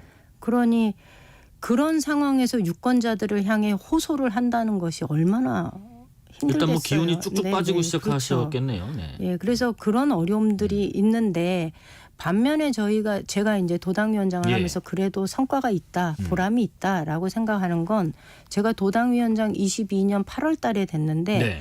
그때부터 지속적으로 주장했던 게 선거법 개정해달라. 예. 득표만큼 의석수를 배정하는 방식의 선거제도를 도입해달라는 예. 거였어요. 그래서 그거 뭐 성과 없지 않냐 이렇게 얘기하시는 분들도 있는데 그렇진 않고요. 그 목소리가 그래도 반영이 돼서 23년도에 국회에서 전원회의도 열었고요. 네. 그다음에 국민 수기기구를 만들어서 공론화하는 과정도 거쳤고 그 공론화 기구에서 결론을 낸 것이 소선거구제 하에서 비례대표를 강화하는 방식으로 선거제도가 유지되어야 된다라는 결론을 낸 거거든요. 네네. 그래서 이번에 선거를 그렇게 치른 거고 그 과정에서 대한민국의 다수의 국민들이 지금의 선거제도가 문제가 있다. 이건 언젠가는 손을 봐야 되겠다라는 공감되는 형성이 된 것 같아요. 예. 네, 그래서 저는 비록 성과가 미약하다 하더라도 그런 공감대를 형성하고 과정을 이끌어낸 측면에서는 경북도당이 그 정치개혁의 목소리를 그래도 꽤 세게 냈고 그 목소리가 받아들여졌구나라는 그런 약간의 자부심은 있습니다. 네. 정치 현안도 몇 가지 좀 여쭤볼게요. 네. 아까 잠깐 뭐 준비하는 시간에 뉴스 잠깐 보시면서 윤석열 대통령과 이재명 대표 간의 이런 다음 주 월요일 만남 참 잘 됐다는 말씀도 하셨는데 양자회담에서 이런 이야기는 그 1시간 일단 1시간을 정했잖아요. 1시간에서 내에서 꼭 다뤄야 한다는 의제가 있다면 어떤 의제였으면 좋겠어요? 무엇보다도 예. 민생 관련 의제죠. 민생 관련이요. 네. 예. 지금 저희 선거 때 내내 들었던 얘기가 너무 힘들다예요. 그 민생 관련 의제로 민주당이 제안한 것은 25만 원 예. 민생 지원 자금인데 그것이 25만 원이 되든 아니면 뭐 그거보다 조금 더 액수가 작아지든 아니면 뭐 지급 방식을 다르게 하든 네네.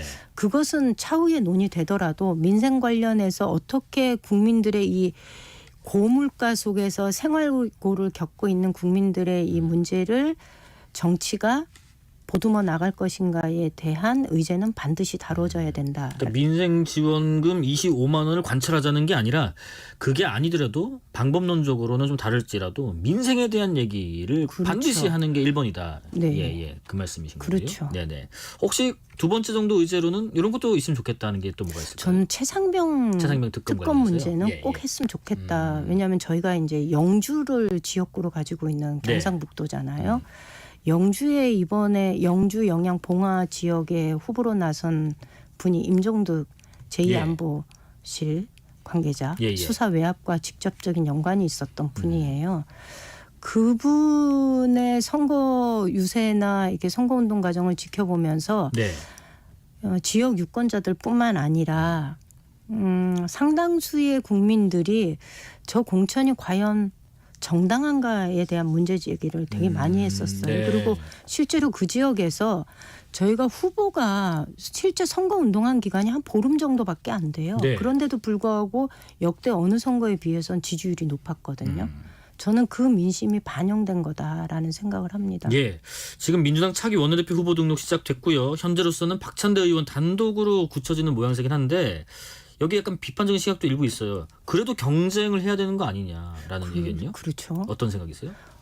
근데 제가 더불어민주연합이어서 그런지 아직 원내대표와 관련돼서는 저희한테 어떤 정보도 없었어요. 네네. 네, 그래서 아까 제가 이제 단독으로 접수했고 지금 단독인 상황이다라는 얘기를 듣고서 역대 우리 민주당에서 원내대표가 이렇게 단독으로 된 적이 있나? 조금 의외인 상황인 거죠. 그래서 보통 이번에 안 된다 하더라도 차기를 내다보고서 경선은 반드시 이루어졌는데 이번에는 그런 후보마저 없어서 굉장히 이례적인 상황이다. 좀 그런 생각이 좀 들었어요. 예. 그러면은 국회의장 자리 둔 경쟁도요 있는데 이게 후보분들이 지금 현재까지 이런저런 인터뷰 통해서 선명성 경쟁에 좀 열을 올리는 분위기인데 그래도 국회의장은 당적을 떼고 중립을 지켜야 되는 거 아닌가 하는 얘기도 있어요. 여기에 대해서는 어떤 의견이세요?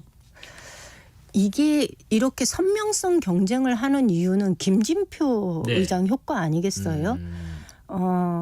협치나 이런 것들을 얘기하면서 기계적인 중립을 취한 것이 국회가 그 시기에 시대에 맞는 역할을 해야 함에도 불구하고 그 역할을 제대로 해내지 못했다는 평가가 있었고 그 평가가 사실은 이번 총선에 반영된 거라고 생각합니다. 그렇기 때문에 저는 선명성 경쟁하는 것이 많은 유권자들한테 우려의 목소리를 낳을 수 있을지 모르나 이 문제는 오히려 기계적인 중립을 취하면서 국회가 시대적인 과제를 해결하는데 소홀히 한 측면에 대한 반성이 먼저 이루어져야 되는 것 아닌가라는 생각합니다. 단순히 이제 공을 넘기는 사회적 역할이 아니라는 거죠. 그 말씀이신 것 같고 결정과 매듭은 반드시 지어줘야 된다. 그런 말씀이셨습니다. 예를 들면 이태원 참사 특별법 같은 경우에도 결국은 상정을 안 했던 거잖아요. 합의해 갖고 와라라고 얘기하는 거거든요. 그런데 그럴 때에 의장은 가치 판단을 해줘야 되는 건데 그런 역할을 전혀 하지 않았기 때문에 지금 의장 후보군들이 보여주는 모습이 그것의 반영이다라고 봅니다. 예, 0419님 당선 축하합니다. 항상 지금처럼 초심 잃지 마시고 활동해 주시기 바랍니다라는 응원의 문자로 마무리 좀 해볼까 합니다. 여기까지 말씀 듣겠습니다. 지금까지 이번 선거에서 더불어민주연합 소속으로 당선된 임미애 비례대표 당선인이었습니다. 고맙습니다. 예, 고맙습니다. 실시간 교통정보 알아보겠습니다. 교통정보센터 임초희 리포터 나와주세요.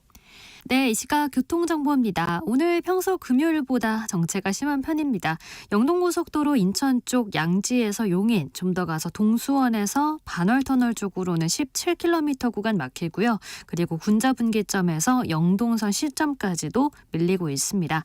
수도권 제1순환고속도로 판교에서 구리 일산 쪽으로는 송파에서 토평까지 16km 구간 밀리고요. 불암산 터널에서 사패산 터널까지도 어렵습니다. 일산에서 판교 쪽은 자유로에서 송내까지 길게 밀리고요. 조남에서 수암터널 그리고 하계분기점에서 청계터널 부근까지 속도 떨어집니다. 서울시내 강변북로 일산 쪽으로는 동호대교에서 가양대교까지 밀리고요. 반포대교 4차로에 사고 있어서 주의하셔야겠습니다. 반대 구리 방향은 행주대교에서 양화대교, 다시 원효대교에서 구리시계까지 정체 이어집니다. KBS 교통정보센터였습니다.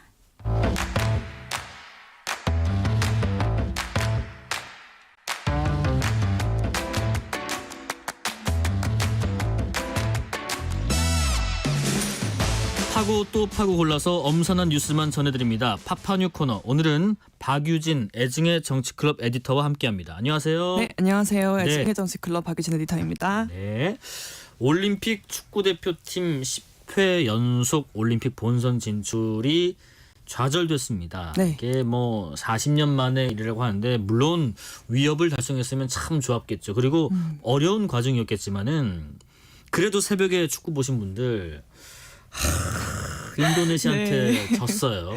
많이 분노하고 계신데요. 연장전까지 사실 치열한 경기였죠. 120분 동안 2대2 무승부로 펼쳐졌었는데요. 경기 조금 요약해 보자면요. 인도네시아가 전반 15분에 첫 골을 넣었었고 한국은 전반 45분에 상대 자책골로 동점을 만들었었습니다. 하지만 3분 만에 인도네시아가 추가골을 넣었고요. 후반 26분에는 이영준 선수가 과도한 태클로 퇴장을 당했었습니다. 다이렉트 레드카드를 받았었죠. 그리고 후반 추가 시간에는 황선홍 감독마저 항의를 하다가 퇴장을 당했고요. 이런 상황에서도 2대2를 만들었지만 그리고 승부차기도 마지막 키커이죠. 12번까지 했었어요. 네. 하지만 한국의 12번 키커였던 이강희 선수의 골이 막히고 인도네시아 12번 키커였던 아르한 선수의 골은 들어가면서 10대 11로 승부가 결정이 났습니다. 새벽에 소리 지르는 분도 많죠. 승부차기도 진짜 계속 한 바퀴 돌고 또 돌았잖아요. 근데 네. 이제 어쨌든 우리가 졌는데 지고 나서 갑자기 생각이 드는 거 정신 번쩍. 아니 그래 못 가는 건 아니지 싶었는데 네. 올림픽 진출 가능성 완전히 사라진 거죠. 네, 그렇습니다. 제로가 됐습니다. 어젯밤에 소리 지르신 당사자신 것 같은데 네, 이번 경기가 2024년 아시아 축구연맹 U23, 23세 이하 선수들의 아시안컵 8강전이자 네네. 동시에 파리올림픽 예선전이었어요. 그래서 대회 3위까지만 본선 진출권을 바로 받을 수 있고요. 그렇죠. 4위 팀은 이제 지난해 또 아프리카에서 U23 네이션스컵이 있었거든요. 그렇죠. 여기서 4위를 했었던 기니와 대결을 또 해서 진출권을 받는 구조였습니다. 예. 네, 그러니까 네 팀이 올라가는 거였죠. 그런데 우리 대표팀이 이제 8강에서 떨어졌기 때문에 4위 대결도 할 수 없는 상황이 되어서요. 올림픽 진출은 이제 완전히 막혔습니다. 그러니까 인도네시아 잡고 4강까지 갔으면 가능성이 그래도 있는데 그렇죠. 이제는 이제 가능성이 없고 그냥 떨어졌어요. 본선 못 가요. 네. 정말 아쉬운 결과인데 일단은 우리 지금 올림픽 대표팀 감독이 황선홍 감독 어제 뭐 나중에 또 항의하다가 퇴장도 당했었는데 이제 하여튼 올림픽 본선행이 임기 중에 가장 중요한 당연히 1번 임무였을 텐데 그렇습니다. 패인 분석을 어떻게 좀 해볼까요? 네, 경기 종료 후에 황선홍 감독 대신에 명재용 코치가 기자회견을 진행을 했어요. 네. 이제 유럽파 차출이 허용되지 않은 점을 꼽았었는데요. 네네. 스토크시티에서 뛰고 있는 배준호 선수 그리고 셀틱에서 뛰고 있는 양현준 선수 등 유럽에서 활약 중인 선수들이 합류하지를 못했습니다. 이제 올림픽은 피파 주관 대회가 아니기 때문에요. 소속팀의 허락이 없으면은 차출이 불가능하거든요. 네네. 하지만 이에 대한 대안을 미리 마련해 두질 못했던 거죠. 그래서 수비 전력에 예상 외의 구멍이 생기면서 좀 득점을 쉽게 허용했다 이런 분석이 나왔습니다. 연장전까지 한국이 인도네시아에 허용했던 슈팅이 무려 21개라고 하더라고요. 네. 근데 이건 혹시 경기에서 승리를 했다 하더라도 좋지 못한 수치였다고 합니다. 슈팅 물론 그 골대 안으로 들어가는 유효 슈팅도 따로 봐야겠지만 어쨌든 그렇죠. 슈팅을 허용했다는 게 21개. 2917님. 인도네시아와 대한민국 슈팅 수 21대 8입니다. 문제는 결과보다 내용입니다. 관계자 모두 성찰이 필요합니다 하셨는데 지금 뭐 일단 짧게나마 우리가 패인 분석을 해봤는데 이런 우리 자체 패인 요인도 있지만 네. 인도네시아 팀 감독님 신태용 감독님 네, 한국인 감독님이시죠. 축하드리는데 정말 마음은 좀 그랬어요. 2018년 때는 또 러시아 월드컵에서 우리 대표팀 지휘했던 감독이었고 그렇습니다. 당시에 뭐 독일 만나서 2대0으로 또 이겼죠. 네. 그래서 뭐 카잔의 기적 별명도 이런 애칭도 생겼는데 이번에는 인도네시아에서 정말 축구의 역사를 쓰고 있고 인도네시아 축구 관계자 쪽에서는 장기 계약하자 네. 이런 얘기도 벌써 나온다고 합니다. 네, 2027년까지 하자고 엄청 러브콜을 보내고 있습니다. 네. 신태용 감독이 2019년부터 인도네시아 국가대표팀과 일을 했었어요. 네. 연령별 대표팀도 담당을 했었는데요. 이후에 2020년 아세안 축구연맹컵 준우승, 2023년에는 AFC U20 아시안컵 진출, 같은 해에는 AFC 아시안컵 16강 진출을 모두 성공시켰습니다. 예. 박항서 매직 이어서 신태용 매직. 네, 신태용 매직이라고 하죠. 그래서 남은 경기에서도 만약에 승리를 해서 파리 올림픽 티켓을 인도네시아가 얻는다면은 얼마 만에 올라가는 거예요? 68년 만에 올라간다고 합니다. 68년이요? 네, 국가적 영웅 되겠는데요? 그렇습니다. 신태용 감독 인터뷰했죠, 끝나고 나서. 네, 또 심장이 복잡하겠죠. 예. 그래서 기쁘기도 하지만 미안한 마음이 드는 복잡 미묘한 심정이다 이렇게 밝혔습니다. 2081님 가뜩이나 요즘 혈압이 높은데 당분간 축구 시청은 자제해야 할 것 같습니다 하셨습니다. 반면에 황선홍 감독의 입지는 참 어쩔까 싶어요. 물론 근데 감독의 어떤 뭐 올라가지 못한 요인들도 분석이 필요하겠지만은 더 나아가서 지금 축구 협회에 대한 어떤 비판 목소리도 있습니다. 네, 그렇습니다. 또 클린스만 감독이 얼마 전에 경질이 됐잖아요. 예. 그러면서 A 대표팀 감독의 자리가 비었었죠. 네네. 이 자리를 황선홍 감독이 메꿨었습니다. 그렇습니다. 이후에 태국과 두 차례 경기를 하면서 1승 1무의 성적을 거뒀었고 손흥민 선수와 이강인 선수의 갈등을 봉합하는 데도 성공을 했었죠. 네네. 그래서 나름 좋은 평가를 받고 있었고 이것 때문에 축협에서 다음 달에 공식 선임할 예정인 A 대표팀 정식 감독 후보에도 올려놓고 있었었는데요. 그렇죠. 올림픽 본선 진출하면 탄력 받아서 갈 수도 있죠. 네. 예. 하지만 아까도 말씀하셨던 것처럼 황선홍 감독의 가장 중요한 임무는 올림픽 진출이었습니다. 네네. 왜냐하면 아시안 게임 금메달 또는 올림픽 동메달 이상의 성적을 내면 병역 혜택을 받을 수 있기 때문이죠. 네네. 23세 이하의 선수들의 미래는 이렇게 올림픽에 좌우된다고 봐도 과언이 아닌데요. 네.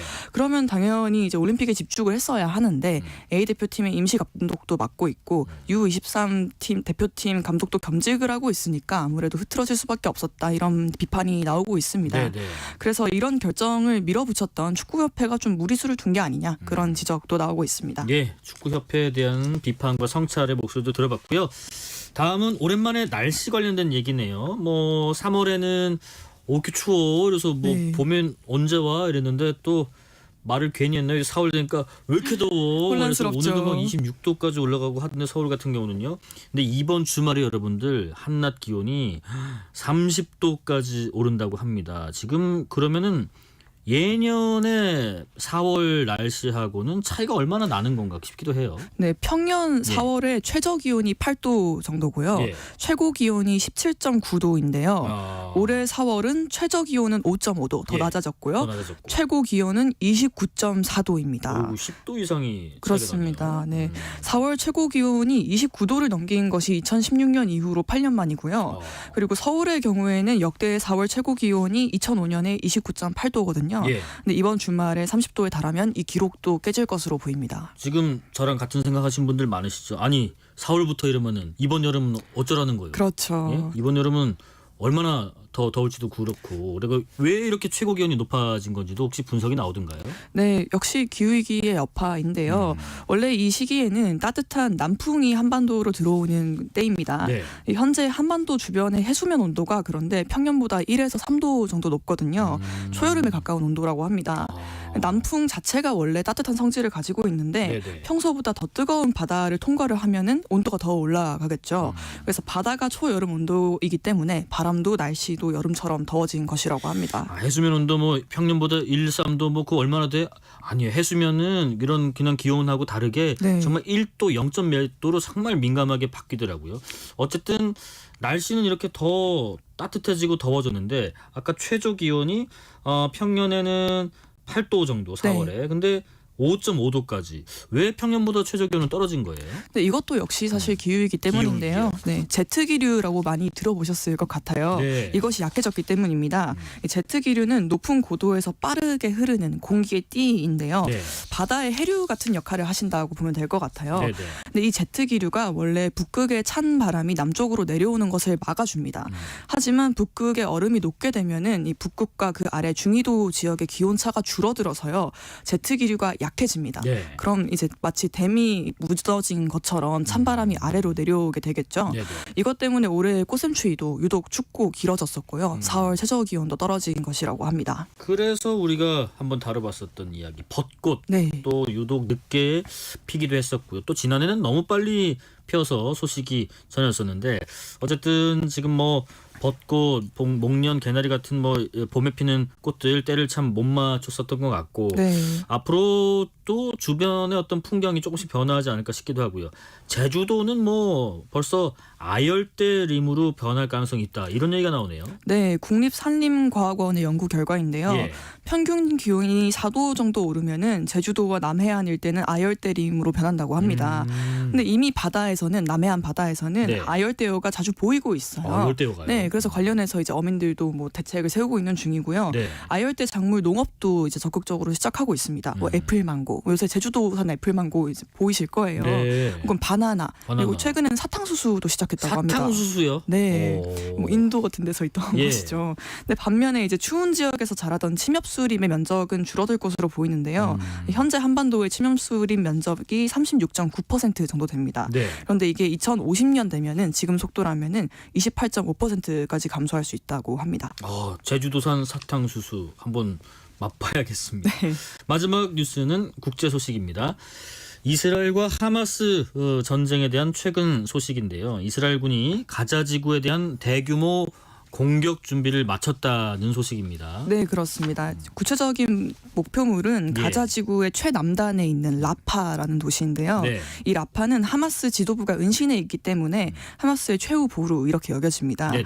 네, 현재 다른 곳에 있던 이스라엘 병력도 철수를 시켜서 라파로 다 집결을 시키고 있는데요. 이미 탱크와 장갑차 수십 대가 라파 인근에 자리해 있는 상황입니다. 예. 하지만 국제사회에서는 지금 라파 공격만은 자제를 해달라. 거기에 그 난민들이 많이 모여 있거든요. 네, 150만 명 정도 되죠. 네. 이 가자지구 인구가 230만 정도니까 거의 절반 이상이 이곳에 모여 있습니다. 네. 근데 하지만 이스라엘은 공격을 감행할 것으로 보이고 있습니다. 공습이 만약에 현실화가 된다면 참 말씀하신 그런 난민들 또 네. 피난민들 어떻게 되는 겁니까? 이제 국경을 넘어서 예. 이집트로 갈 확률이 이집트로요? 높은데요. 네, 이스라엘군에서도 이를 인지를 하고 있어요. 네네. 그래서 최근에 이집트 정부를 방문을 해서 피난민 수용에 대해서 양해를 구하기도 했고요.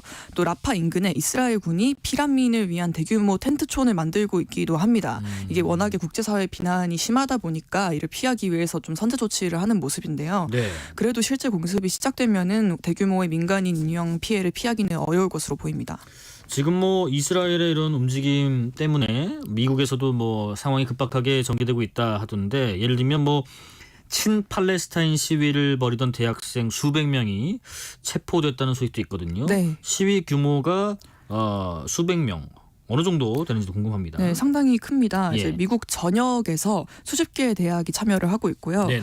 지난주부터 체포당한 학생이 500여 명에 달합니다. 이제 시위는 뉴욕의 콜롬비아대를 중심으로 시작돼서 계속 퍼지고 있는데요. 네. 이제 학생들은 캠퍼스 안을 점검해서 텐트를 설치를 하고 농성을 벌이고 있습니다. 네네. 그래서 이 텐트를 철거하려는 경찰과 시위대의 충돌은 사실 지난주부터 있었어요. 그때부터 연행 사례도 나왔었는데 이번 주에 들어서 더욱 격렬해지는 모습입니다.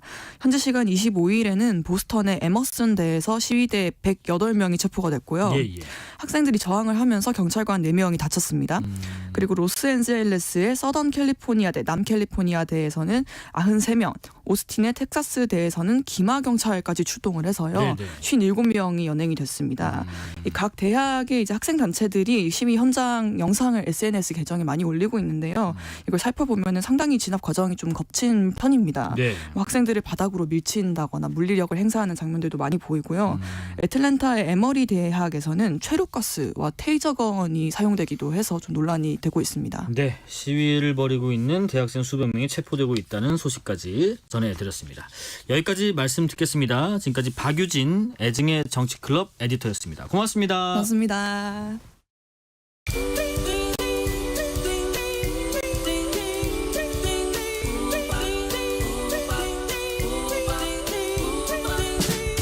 오늘 하루 뉴스를 정리해주는 다정한 편지 한 통.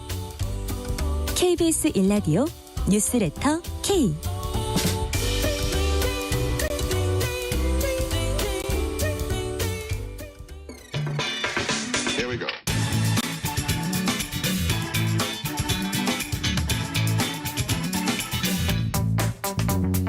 금요일 저녁은 시사를 초월해서 문화 이야기 나눠봅니다. 뉴스레터 K 금요일 코너죠. 금시초문.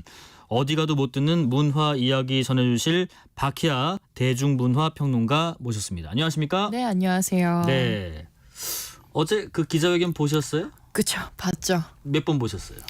저는 한 번은 이제 쭉 보고 네. 그리고 이제 중요한 부분들 이제 잘라서 중요한 올라온 부분들, 네 예. 그런 참 부분들 이제 참 이게 좀 부분별로 네. 영상들이 재생산되고 있고 계속해서 그렇죠. 이제 내용이 뭐 논란도 되고 일부 화제도 되고 있던데 일단은 하이브하고 레이블사라고 하는 어도 민희진 대표 네.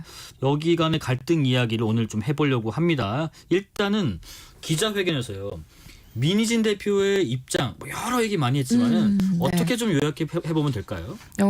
우선은 예. 25일 오전에 하이브에서 중간 감사 결과를 발표를 했어요. 어제 오전 네. 네, 그래서 민희진 대표 주도로 자회사인 어도어의 경영권을 탈취하려는 계획이 수립됐다. 그런 구체적인 사실하고 물증을 확보했다는 내용과 함께 업무상 배임 혐의로 서울 용산경찰서에 고발장을 제출했다. 예. 라는 얘기가 있었거든요. 하이브가 용산에 있죠. 그렇죠. 예. 그리고 이제 오후에 긴급 기자회견을 통해서 이 민희진 대표가 하이브의 주장에 대해서 반박을 했습니다. 네네. 네, 그러면서 카카오톡 대화록동을 공개하면서 하이브의 주장에 다 반박을 했고요.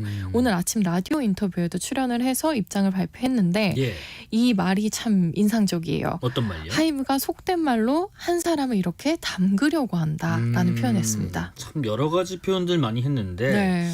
일단 어제 하루에 있었던 일이 오전에 하이브가 고발을 했고 네. 배임 혐의로 업무상 배임 혐의로 그리고 그날 같은 날 오후에 민희진 대표가 반박 기자회견을 공개적으로 또 길게 했습니다. 그쵸. 기자회견에 대해서 하이브 측에서는요. 답변할 가치가 없다. 즉각 사임을 해라. 이렇게 네. 또 입장을 냈는데 이 입장도 좀 정리를 해볼까요? 네, 일단은 오늘 민희진 대표가 기자회견에서 주장한 내용은 사실이 아닌 내용이 너무 많다. 그래서 일일이 열거하기가 어려울 정도다라면서 민 대표는 시점을 뒤섞는 방식으로 논점을 호도했고 특유의 굴절된 해석 기재로 왜곡된 사실관계를 공적인 장소에서 발표했다라고 반박을 했죠. 네네. 그래서 이 회사 입장에서는 민 대표가 뭐 대화 제의가 없었다, 아니면 이메일 답변이 없었다 이런 말들을 다 이제 거짓말이다라고 주장을 했고, 예. 그래서 이런 것들을 모두 중단하고 요청한 대로 정보 자산, 그러니까 노트북 같은 것들 이런 걸 반납을 하고 신속히 감사에 응해줄 것을 정중히 요청을 한다. 예. 그리고 이제 어도의 정상적 경영을 위해서 속히 사임해라라는 얘기가 나왔습니다.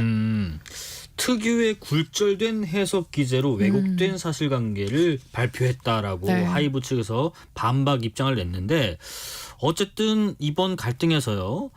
민희진 대표 측에서 핵심적으로 제기한 주장 중에 하나가요. 하이브의 걸그룹 아일릿이 네. 뉴진스의 콘셉트 또 안무, 뭐 사진, 뭐 의상 등등 메이크업 뭐까지 그쵸. 베꼈다 이런 건데 민희진 대표가 어제 했던 기자회견 내용 중에서 관련된 이야기 잠깐 듣고 말씀을 이어가 보겠습니다. 이걸로 제가 왜 문제 제기를 했냐면 표절이 모두가 다 생머리 할 수 있죠. 근데 문제는 이 우리의 제작 포뮬러 자체를 너무 모방했다는 거예요. 제가 이거 혐오하는 이유가 뭐냐면요. 이렇게 누가 쉽게 누구 거를 이렇게 따라해서 좀 잘 되잖아? 그러면은 없는 애들이요. 더 좌절감에 빠져. 있는 애들도 저렇게 따라해서 잘 되는데 없는 애들 아이씨 뭐하러 고민하냐. 그냥 잘 된 거 그냥 베끼면 되지. 그러면요. 다 모두가 뉴진스가 돼. 그럼 뉴진스한테도 나쁘고 얘네들한테도 나빠요. 장기적으로. 이게 업을 망가뜨린다니까요. 이게 베끼면 이게 참 뉴진스한테도 네. 안 좋지만 이 전체적인 이 산업, 이 음반 산업에서도 그쵸. 망가뜨린다. 네. 문제 제기를 했는데 평론가님은 어떻게 해석을 하셨어요? 개인적으로는 이 부분에 대해서는 예. 이 말만 놓고 보면 상당히 동의가 되는 부분이었고요. 네. 오늘 이제 CBS 인터뷰에서 그 2000년대 초반 감성을 그 Y2K 감성이라고 네. 이제 표현을 하죠. 네네. 이 감성을 기반으로 만들어진 그룹인데 이게 어떻게 뉴진스만의 고유한 거냐 이렇게 물어보면 자기는 이제 논점이 좀 다르다. 네, 이게 자기가 잘났다고 우리 것만 최고야 이렇게 얘기하는 것도 아니고 다들 이제 문화, 그러니까 지금 시대의 동시대 문화의 특징이 이전에 나왔던 아주 다양한 소스들을 자기 개성으로 이제 콜라주를 한다는 거죠. 그래서 이거를 하는 시대에 살고 있기 때문에 네. 무조건 내 거야라고 하는 게 어렵다는 거예요. 네네. 그러니까 본인의 입장은 이런 거고 그래서 저도 이제 근데 여기에는 굉장히 동의를 하는 바고 네. 실제로 뉴진스와 아일릿의 컨셉트에 이제 흡사한 분위기가 존재했던 것도 맞거든요. 그래서 이 아일릿이 데뷔를 앞두고 공개를 했던 사진을 보고 네. 온라인 커뮤니티나 SNS에서는 상당히 많은 반발이 있었던 것도 맞고 베꼈다라는 좀 직설적인 표현이 있었던 것도 맞아요. 네네. 그리고 한 K-팝 유명 안무가는 이런 상황에서 또 민희진 대표를 응원한다고 자신의 의견을 피력하기도 했습니다. 3253님 어찌됐건 뉴진스 공연이나 활동에 지장이 없었으면 좋겠습니다. 안타깝게 그지없습니다라고 말씀하셨는데 어제 그 민희진 대표는 뉴진스 언급을 또 여러 차례 하면서 네. 뭐 딸 같은 그쵸, 마음, 그쵸. 어머니 같은 마음 이런 표현도 많이 했죠. 네, 근데 사실 이런 표현을 한 부분에 있어서는 예. 굉장히 비판적으로 좀 바라봐야 할 부분이 있습니다. 왜냐하면 아일리시나 이제 르세라핌 같은 실제 이제 그룹들에 대해서도 계속 언급을 했는데 네. 이 그룹들에 대해서는 계속 비판적인 입장을 고수를 했어요. 아무래도 이제 자신의 뉴진스와는 좀 다른 입장을 고수하다 보니까 그렇게 됐는데 예. 뉴진스한테만 이제 딸이라는 표현을 쓰고 그 그룹들을 비판을 하거나 비난을 하다 보니까 네. 팬들 입장에서는 이제 기분이 좋지 않을 수밖에 없었던 거죠. 네, 그래서 뉴진스만 딸이냐, 그러니까 예, 네 예. 딸만 소중하냐라는 이런 좀 노골적인 표현으로 이제 비판을 하는 사람들도 있었습니다. 어제 기자회견 이후로요. 참 여러 가지 여론이 있는데 일각에서는 이제 좀 여론이 민희진 대표 측으로 좀 가는 거 아니냐 이런 사람도 있고요. 하지만은 아니야. 너무 많은 말을 너무 방대하게 하다 보니까 핵심적인 의혹은 해소된 게 없다. 이런 측면도 있는데 평론가님은 어떤 의견이세요? 사실 이번에 기자회견 전까지는 좀 온라인으로 이제 반응을 좀 확인해 보면 네네. 여론이 하이브 편에 가까웠어요. 그리고 그동안 민희진 대표 함께 일했던 사람들이 또 온라인의 직장인 커뮤니티에 여러 가지 이제 불만 사항들을 올린 게 있었고 그 게시물들을 모아서 또 이제 민희진 대표를 비판하는 게시물이 또 양성이 되고 네네. 그런 상황이었던 거죠. 근데 이제 너무나 그 절대적으로 하이브에 유리했던 상황에서 네. 그리고 그에 포함해서 이제 하이브에서 굉장히 언론 홍보 활동을 적극적으로 한 거죠. 그렇죠. 네, 근데 이제 과정에서 문제 삼을 수 있었던 것들이 좀 있었는데 우선 그 직장인 커뮤니티에 올라왔던 글들이 모두 사실이냐라고 물으면은 이거에 대해서는 좀 의문을 가질 수밖에 없고 네네. 그리고 더불어 이 커뮤니티에는 민희진 대표뿐만 아니라 하이브에 대한 하이브 재직자들의 불만도 있었던 네네. 거예요. 그러니까 이런 것들을 좀 종합해 보면은 과연 이 의견들이 우리가 믿을 수 있는 의견이냐, 그리고 그 사실들을 우리가 다 받아들였어야 했느냐라는 좀 의문 남습니다. 예. 근데 이제 기자회견을 통해서 말씀하신 것처럼 여론이 좀 민 대표 측으로 상당히 기울어지게 됐고요. 민희진 대표의 그 감정적인 언사를 좀 불편해하는 사람들은 많이 있었지만 욕설도 있었기 때문에요. 그렇죠. 네네. 근데 그거보다는 K-팝 산업의 문제점에 대해서 좀 적나라하게 언급들을 했어요. 여기에 대해서 이제 속 시원하다. 아니면은 누구도 말을 못했던 건데 이게 민 대표쯤 되니까 이런 얘기를 할 수 있는 거다. 그래서 굉장히 응원한다라는 의견들도 많았습니다. 근데 참 이 밖에서 보는 시각은요. 아니 뭐 레이블 뭐 자회사 뭐 이런 얘기 하지만 하이브 안에서 나온 그룹들이면 다 서로 좋은 게 좋은 거 아니야 싶은데 그렇죠. 분쟁이 그래서 참 이례적이라는 의견도 있어요. 이게 사실 이 회사만의 문제가 아니라 K-팝 산업에 미칠 수 있는 영향들, 여파들 뭐가 있을까요? 네, 일단은 그 민 대표가 제기한 의문 그리고 이 비판 같은 것들이 K-팝 산업의 핵심과 너무나 많은 부분이 다 있어서 타격이 불가피한 상황이에요. 그래요? 네, 현재 이 산업을 이끌어가는 회사 중에서 사실 하이브가 대표로 꼽히고 있고 네네. 근데 하이브 내부에서 이런 문제가 발생했다는 걸 이제 내부 고발로 인해서 이렇게 드러난 상황이 됐을 때 국내적으로 그 K-팝 산업 자체에 대한 이제 불신이 커질 수밖에 없는 거죠. 그리고 그 K-팝이 성장하기 그 시작한 쯤부터 많은 외신들이 K-팝 산업에 대해서 부정적인 시각을 많이 표출을 했었어요. 네네. 그래서 저에게도 실제로 너희 K-팝 산업은 왜 그렇게 착취적으로 흘러가냐 같은 이제 표현들을 되게 많이 했었는데 이번 사례가 그들에게는 어느 정도 좀 K-팝에 이렇게 문제가 많다라고 얘기를 할 만한 근거가 또 된 거죠. 그러니까 그래서 일각에서는 또 뉴진스, 아일리 또 다른 레이블이라고 해도 결국에는 하이브라는 하나의 큰 소속사에 있기 때문에 레이블이라는 게 대체 자회사하고 뭐가 다르길래 이런 부분까지도 문제가 불거지는 건가 하는 얘기도 있어요. 네, 사실 이 레이블이 자회사 그 비슷한 의미이기는 예, 해요. 예, 예. 네, 거의 같은 의미이긴 네. 한데 이제 근데 이 레이블이라는 게 상대적으로 그 이 레이블 특수한 레이블만이 갖고 있는 성격이라는 게 있는 거예요. 네, 네. 그렇다 보니까 우리가 일반적으로 생각하는 자회사보다는 좀 더 창의적으로 그 사람들의 활동을 보장해야 하는 어느 정도의 그런 의무가 발생을 하는 거죠. 예.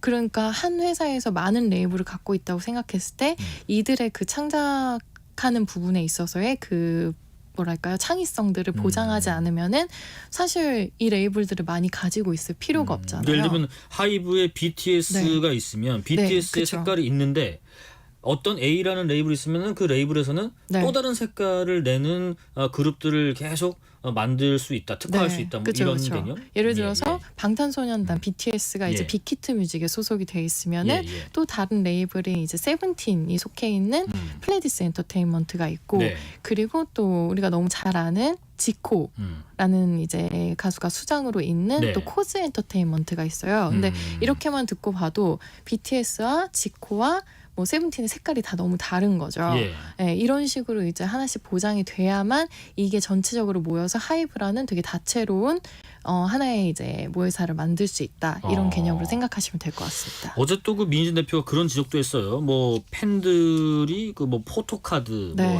팬사인회 뭐 이런 거를 상술로 이용한다는 지적에 또 공감을 팬들이 또 보였던데 네. 이게 어떤 내용이고 왜 팬들이 이 포토카드 팬사인회 상술로 이용하는 거 공감하는 이유는 또 뭐예요? 네, 사실 이 포토카드라는 게 멤버가 5명이 있으면은 네. 앨범 한 장에 멤버 한 명의 포토카드만 들어가는 거예요. 그렇게 되면 이 5장을 다 모으기 위해서는 앨범을 여러 장을 사서 랜덤으로 이제 뽑기를 해서 모으게 되는 굉장히 사실상 상술에 가까운 부분이 이제 존재를 하는 거죠. 근데 이제 여기서 좀 더 나아가서 이제 얘기를 해보면 5명이 예. 3개의 포토카드를 한 명당 갖고 있어요. 네. 네, 그러면은 3장씩 5명이니까 15장이잖아요. 예, 예. 이걸 다 모으기 위해서는 앨범을 더 많이 사야 되는 거예요. 그렇다 보니까 팬들이 이제 그 앨범이 나온 날 굉장히 진 풍경을 좀 구경할 수 있는 게 예를 들어서 대형 서점 예. 이제 음반사 앞에 예. 이제 앨범이 나온 날 가면은 팬들이 막 모여 있어요. 누구 포토카드 가지신 분 이러면서 서로 교환을 하는 거예요. 네. 네. 왜냐면 이 팬들이 이걸 다 살 수가 없으니까 그런 식으로 이제 그 날 가면은 이제 그 교환의 장이 벌어지기도 하죠. 경제적인 부담이 될 수도 네. 있겠네요. 그래서 팬사인회는요?